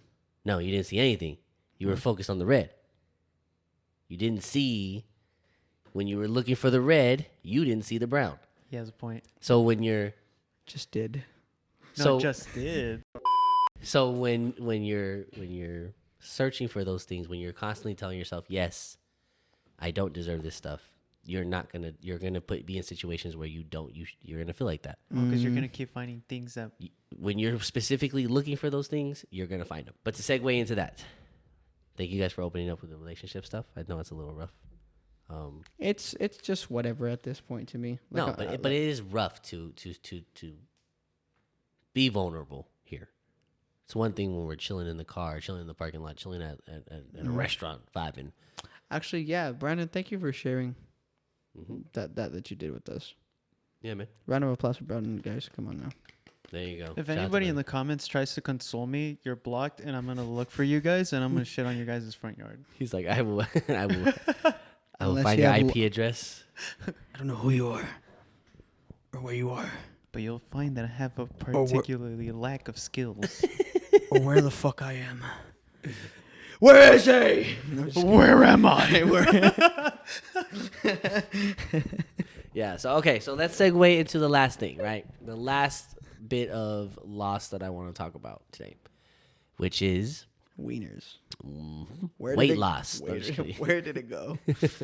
Where did the inches go? No, Drake. Lu- he's just accumulating everyone's inches Everybody at once. per stream. Yeah. he just gains. He just things. gains Yeah. millimeters Yep. as it goes. And yeah, that's where they go. One day you're just like, God, You're like, damn, bro. The more I listen to I Drake, feel like the more I feel like I woke up and I lost a few inches. Then I Yeah. saw that video and I was like, that's where it went. I was like, that's my. you can see the little shade right there. Yeah, it sucked, bro. When that video got fucking when that video came out, it fucking sucked, bro. Because I can't. You don't understand how many people messaged me and they were like, bro, who leaked your shit? And I was like, I went and I looked and I was like, oh, that's not. No, that's not. I can see how you may have thought that, but that wasn't me, unfortunately. But it was annoying all day. My phone was blowing up. Yo, they got you out here lacking. I was like, no, that's not me. That's not me. I'm sorry. I'm sorry. it's My okay, bad. I got you. I'll go. My put, bad. We still safe out here, boys. So that's the last bit of loss I want to talk to you guys about, or I want to at least touch on. Brandon, Angel, You want to touch us? I want to touch on y'all. Okay. I want to touch on this little bit, which would be losing yourself. In the moment, you gotta let it go. Yeah, you only got one shot. Do not miss your chance to blow. I'm sorry, I forgot the song. Me too, bro. But yes, losing yourself. Have you guys experienced losing yourself? Definitely. Way more than once. Okay. Again, I think there's just different staples in the Book of Angel. Just name which one you want to hear. Sounds like a Bible. The Book of Angel. The Book of Angel. My favorite part is verse 25. I said, thy uncle shall rise. And rise he did, goddammit. And on the And on the third day, third day, He he touched still me. rose. He entered my cave. yeah. Anyway, Is that insensitive? He who lives probably. by the. It's Lent, by the way. Huh? It's Lent time, by the way. What's Lent? Lent. Isn't that when you have to give something up? Yeah, for it's 40 like days? for Catholics. yeah. If you Catholic out there. I used to be. Yeah, I was crazy. baptized Catholic. Ash Wednesday, right? Yeah. It just passed. Yeah. Yeah.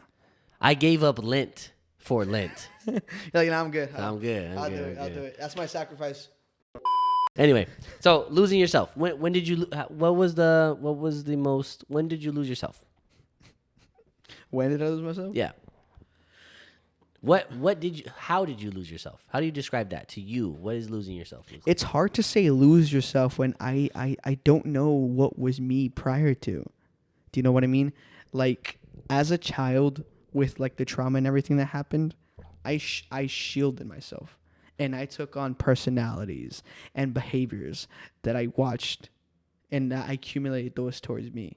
Okay. Like, I was never really me. I was a shell of myself. I was Who were you before that happened, though? I was a child. Okay. I was a child. So within that shell was just a child. Do you know what I mean? So everything from my childhood to when I guess the breakup happened, it was just nothing. So All that personality, all those memories and stuff, they were based on nothing.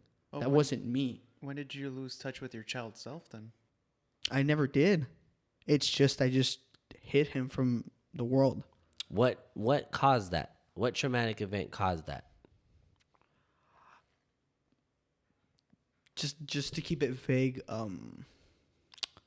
parental conflict. Okay. You know, just a lot of things at home. So that's what caused the shielding within myself, and then what broke the shell was the high school sweetheart breakup. Damn. That's when everything just came crumbling down, and that's when I had a crisis because everything that I ever knew, the way that I learned how to live, was based on nothing. And it was really hard for me to A, discover that, and B, come to terms with it. So it's really hard for me to say that like I lost myself when I was never really anybody prior to that. Yeah. Okay. What about you guys? I'm like, damn. No, but okay. So before we go, let's take this last situation, right? The most recent one. Me? Yeah. Okay. you wouldn't say that you lost a piece of yourself after that? Because yes, child you to high school sweetheart you. What I was saying was from your childhood, from when you created the shell to when everything kind of broke as with your high school sweetheart. Mm-hmm. You as an adult though, there wasn't a shift in you from when before the Fire Nation attacked. Yes, but I wouldn't go as far as saying this that I lost myself. Okay. Because I've worked on myself a lot throughout the years. So, although something I think was taken from me, Right. and I think after what happened, after everything that happened, I don't think I'm ever gonna experience life and go back to the way that it was before. I wouldn't go as far to say as that I lost it. Yeah. I lost some things, but not like But myself. not you in the process. Okay. What about you, Brendan? I think I'm in the same boat as Angel again. Because y'all haven't lived yet, you know? Yeah. Well, I feel like with my recent breakup, that's when I really lost touch with myself. Yeah. Especially with the way that I like carried myself in front of everybody. It was the first time that I feel like family really like kind of stopped and rethought their judgments on depression and stuff. Yeah. Because they were starting to see it in me, somebody that was always like bubbly and like chaotic, to just suddenly shut down and be unable to like get out of it. You just weren't you. Yeah. Oh man, everybody was trying to like find a way to like help me get back to that old way, which felt weird. Even though I knew that's how I came off, I never really thought that's what people were seeing. Yeah. And it was comforting, but it was also kind of like difficult because I didn't know if I was going to be able to give it the same amount of energy like I used to. Being yourself. Yeah. Because it didn't feel right to be fine with my family and with like obviously everybody that knew me, but then to have shut down so bad from somebody else when I should have been trying to like keep that kind of steam. But I mean, if, just like anything, I feel like eventually I'm going to lose steam and there's going to be bad days. But I was trying so hard to keep myself from having bad days that I started inadvertently self-destructing. And yeah, you fall into that cycle. I just started like causing problems with no reason, but because I guess it was like a not self-defense, but more like self-preservation. Yeah. Mhm. Like I realized like, oh, fuck, I'm like losing myself. And I gotta find anything that'll like rekindle that like fire. So in the just of you trying to grasp a hold of yourself, you end up losing everything else. Yeah.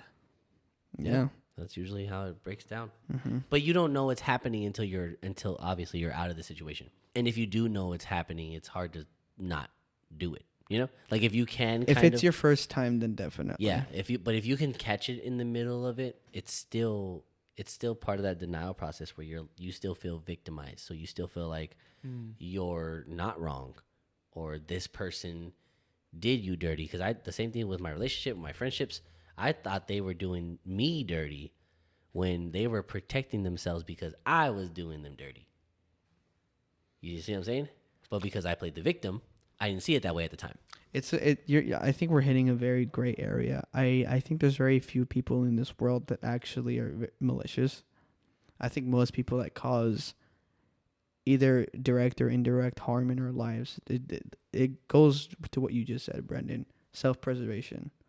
Our instincts are to protect ourselves at all costs. Is to do what we think is best at the moment. Sometimes it's wrong. Most of the time it's wrong, but sometimes it's right.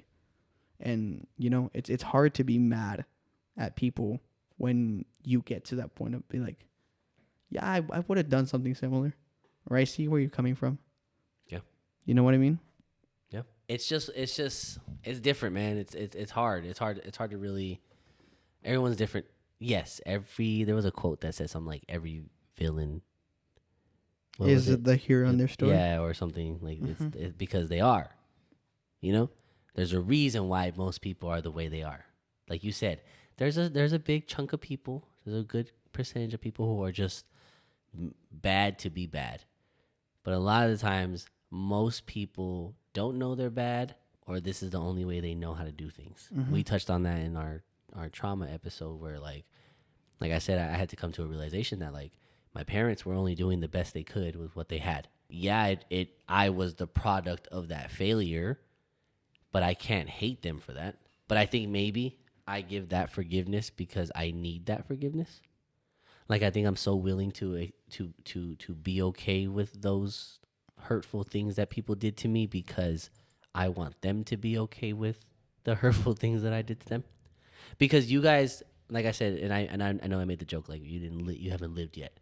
I hope that you guys never have to go through the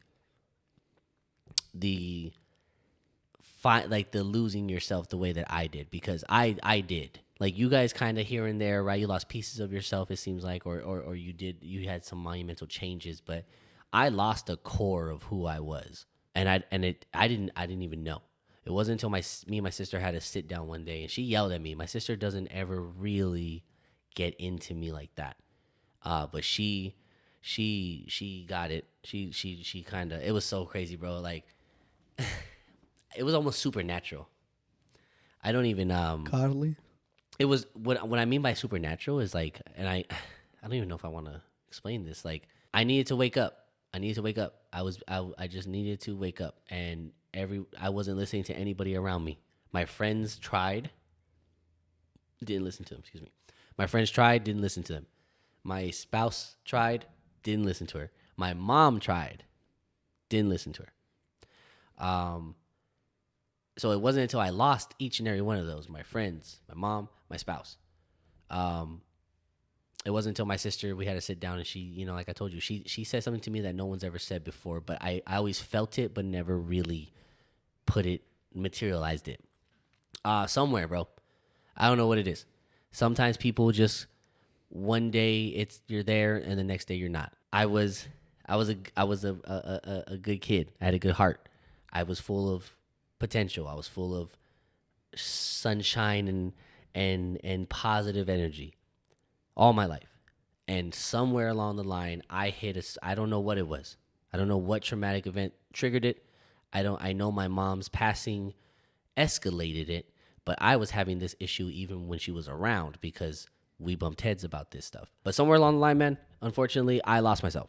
I was no longer that ray of sunshine. I was no longer that positive beam of light. I was no longer the happy-go-lucky, silly person that I was.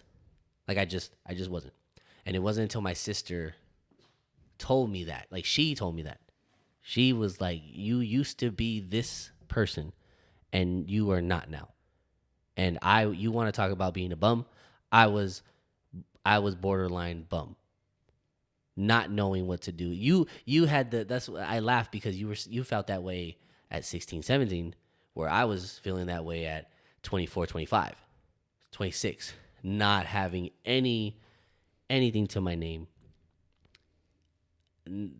Depressed, down and out. I couldn't keep a job. I didn't want a job. I would self-destruct and get fired from jobs on purpose just to say, "Oh, I tried."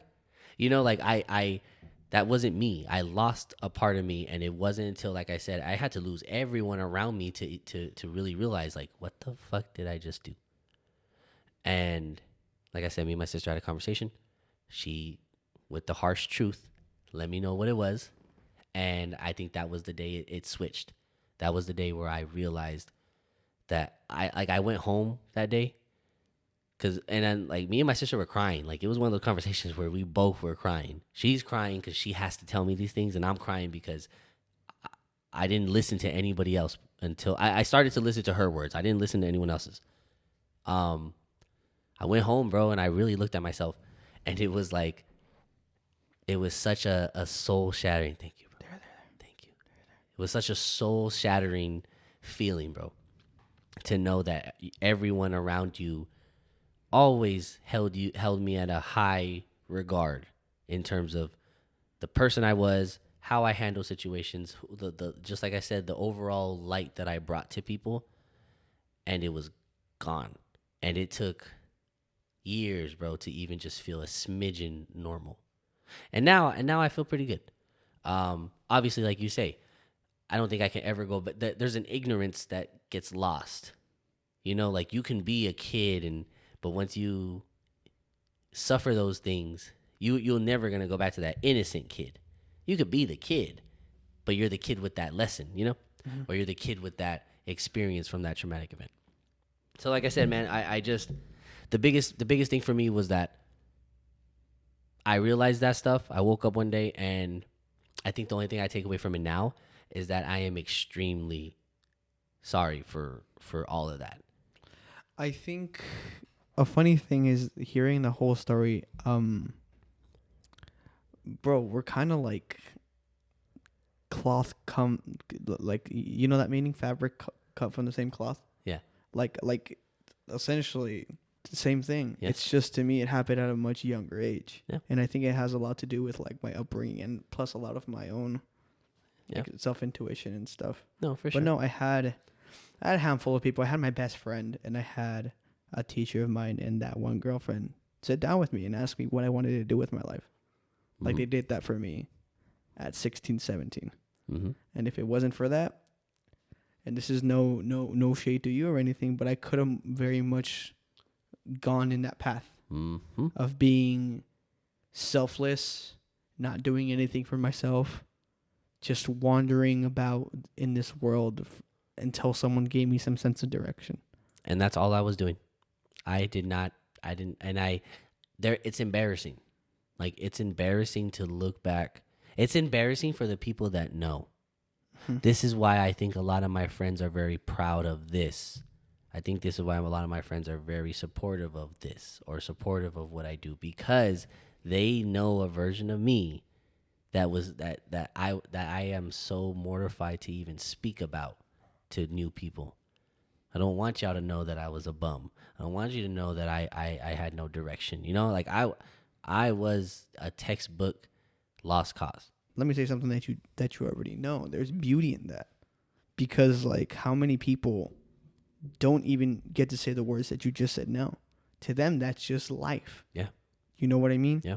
I think we were blessed enough to get hit with some sense of reality at whatever stage in life we were. Mm-hmm. And to, honestly, dude, if everything that we discussed in today's episode didn't happen, I truly do not think that I would be doing something like this. I truly don't think, you very much know that I'm a very driven person nowadays. And I don't think I would be that if any of those things didn't happen, if I didn't try to be someone that I wasn't for years. You know what I mean? Be a shell of myself, take off the popular kids or the YouTubers I watched or everything, or their personalities. You know what I mean? Mm-hmm. It's like those things needed to happen. No, they are. Or they did. They did need to happen, and those are very crucial things that probably had to be in play for us to be here. Which is why, looking back on it, it hurts, but it hurts in a different way. Like, I'm not sad about it anymore. I'm just disappointed. You know? I'm disappointed in myself. I think at some point, you're just going to see past that.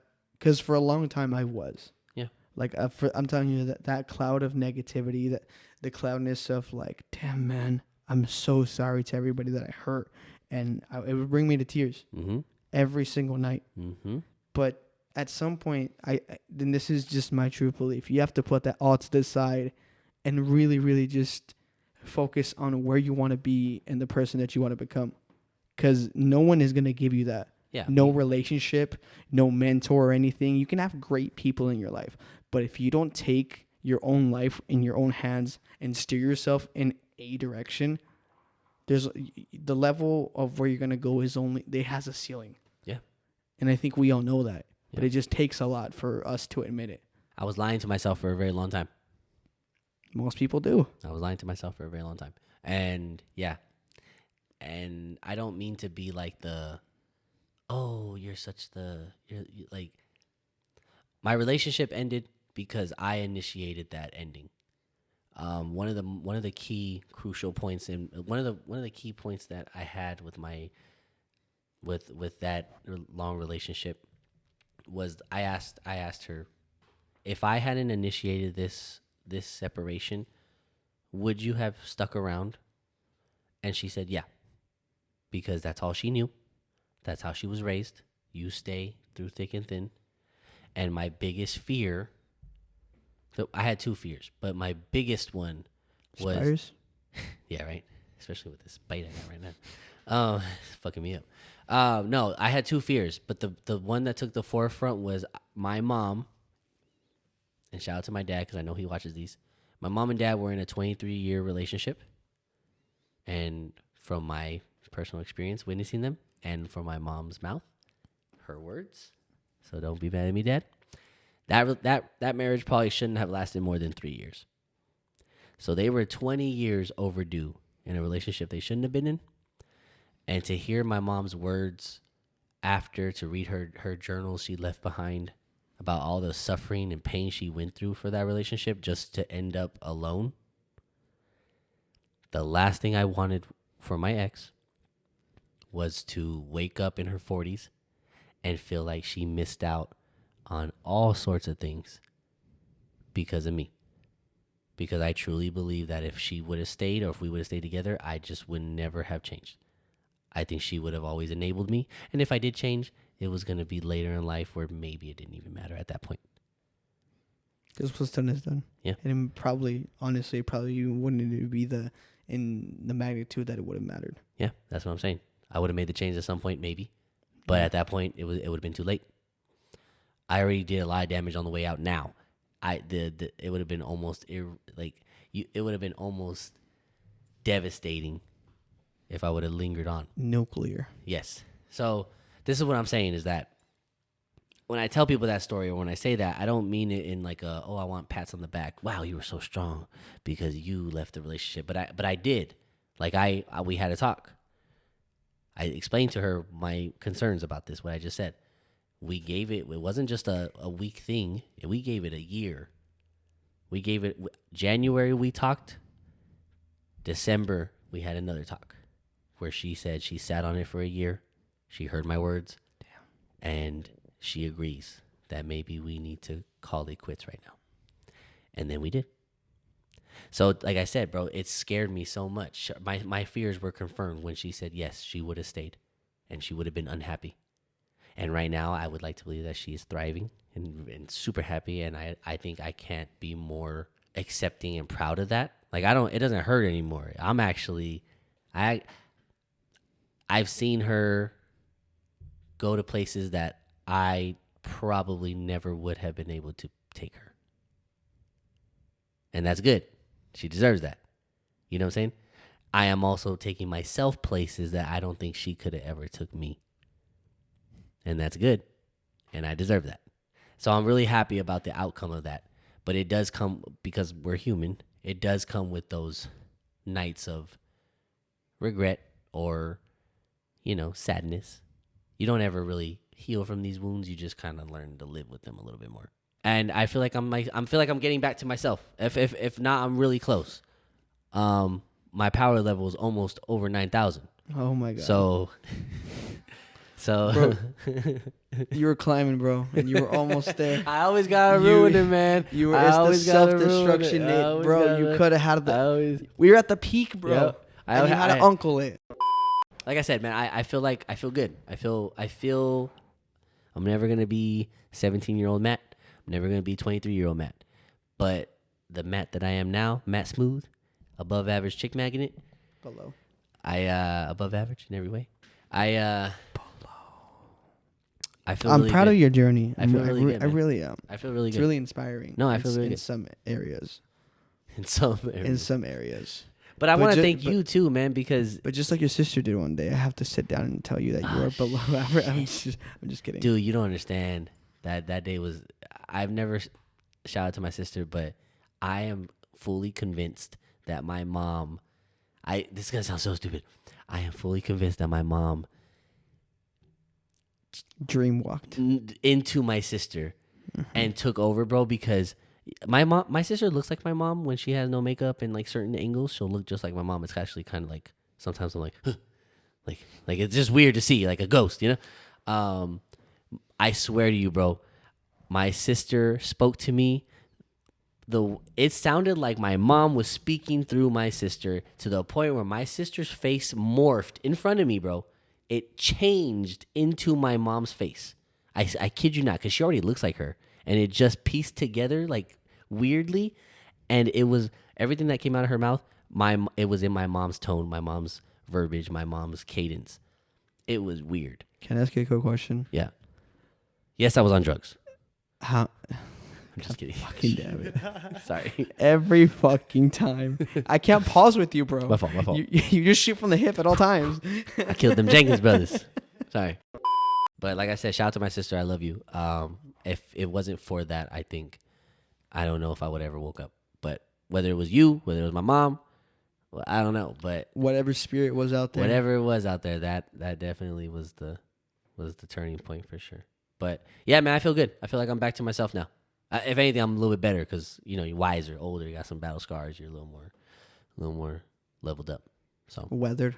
a little weathered. I'm a little leathery right now. I don't know if I ever lost myself to that degree, but then again, like it just goes to show that everybody's story is different. Yeah. And I really hope you don't, bro. my encounters both in friendships with myself, in a loving relationship, or what I thought was love at the time, they've all been sporadic, and I think they've all been when I needed to. I had time to work on myself when I needed to work on myself. Yeah. I had time to be in a relationship when I thought that it was that time. And when it didn't work out, it gave me more time for what I needed. I feel like I've been very blessed in that sense. Yeah. You know what I mean? I very much could have ended up with like people that, we come across with a lot of enablers. Oh, yeah. Like you said. Yeah. Or just things like that. But for some reason or another, sometimes it was out of my hands. Those people were removed from my life. Mm-hmm. And I think I'm very blessed because hindsight, I don't know if I would have had the strength then to like isolate myself. No, it takes strength to do that. It does. It does. A lot. All of us are different. My traumas are slightly different than yours. They're in the same realm, parental traumas, but like the variables are different. And those traumas usually are how those kind of shape how we react to things. Can I be honest for just a second? What's up? I think I'm in a weird place where I'm realizing that the previous person that I was with, it just wasn't ever gonna work out. It's like I just said, if those things were not to happen, I think I would be in a place in my life where I would be battling to make something work. Yes. Could it be done? Possibly. Sure. And People change. People very, can. very much so. But it just given that we were very very similar, bro. And given the kind of person that I am, it can be a very difficult thing, and at times it was. Mm-hmm. You know what I mean? So it's just, although it did hurt a lot last year, we're here now. And are you happy with where you're at right now? Yeah. Yeah. I think for the first time since that whole ordeal happened, I'm pretty content for myself and for that other person. That's good.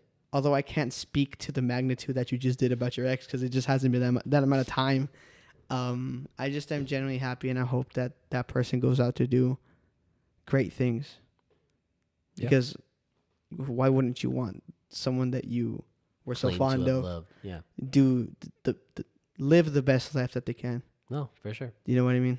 And to me, bro, it's just simple. Like if you are truly better without me, how can I be mad at that? Go on without me. Just go. I will make it. Jack, Come back. come back. When she's in that part of the movie was giving me anxiety. When she's all cold and she's like, come back.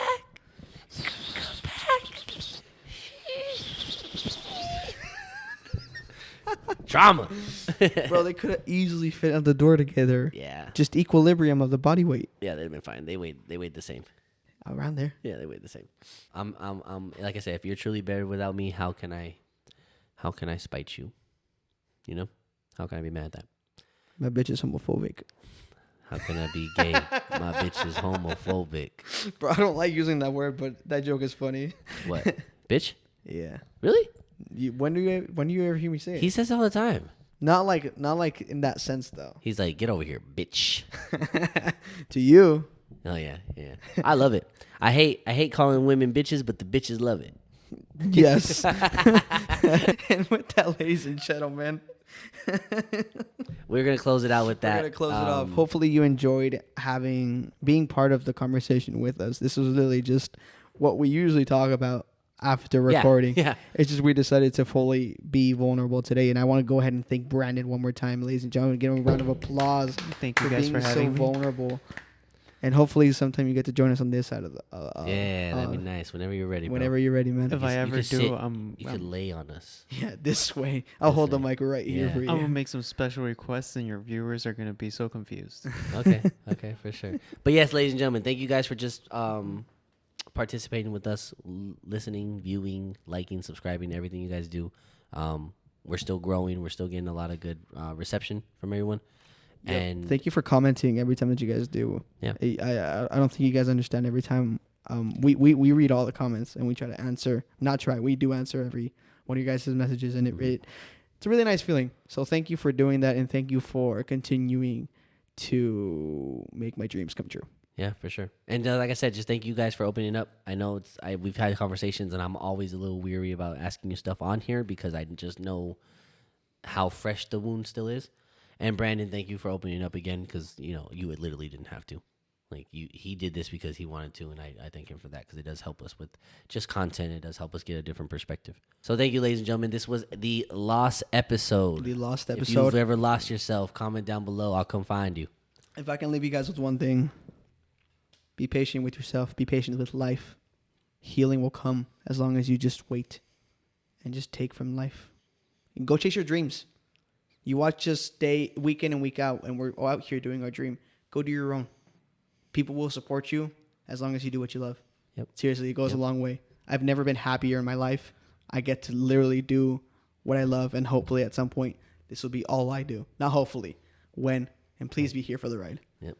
So we appreciate you. And if I had to leave you with some wise words, bitch, Bye-bye. we're out. You're like a dream that's come true. I only wish you knew you're all I waited for. Christmas with you. You're like a dream that's come true. There was an idea.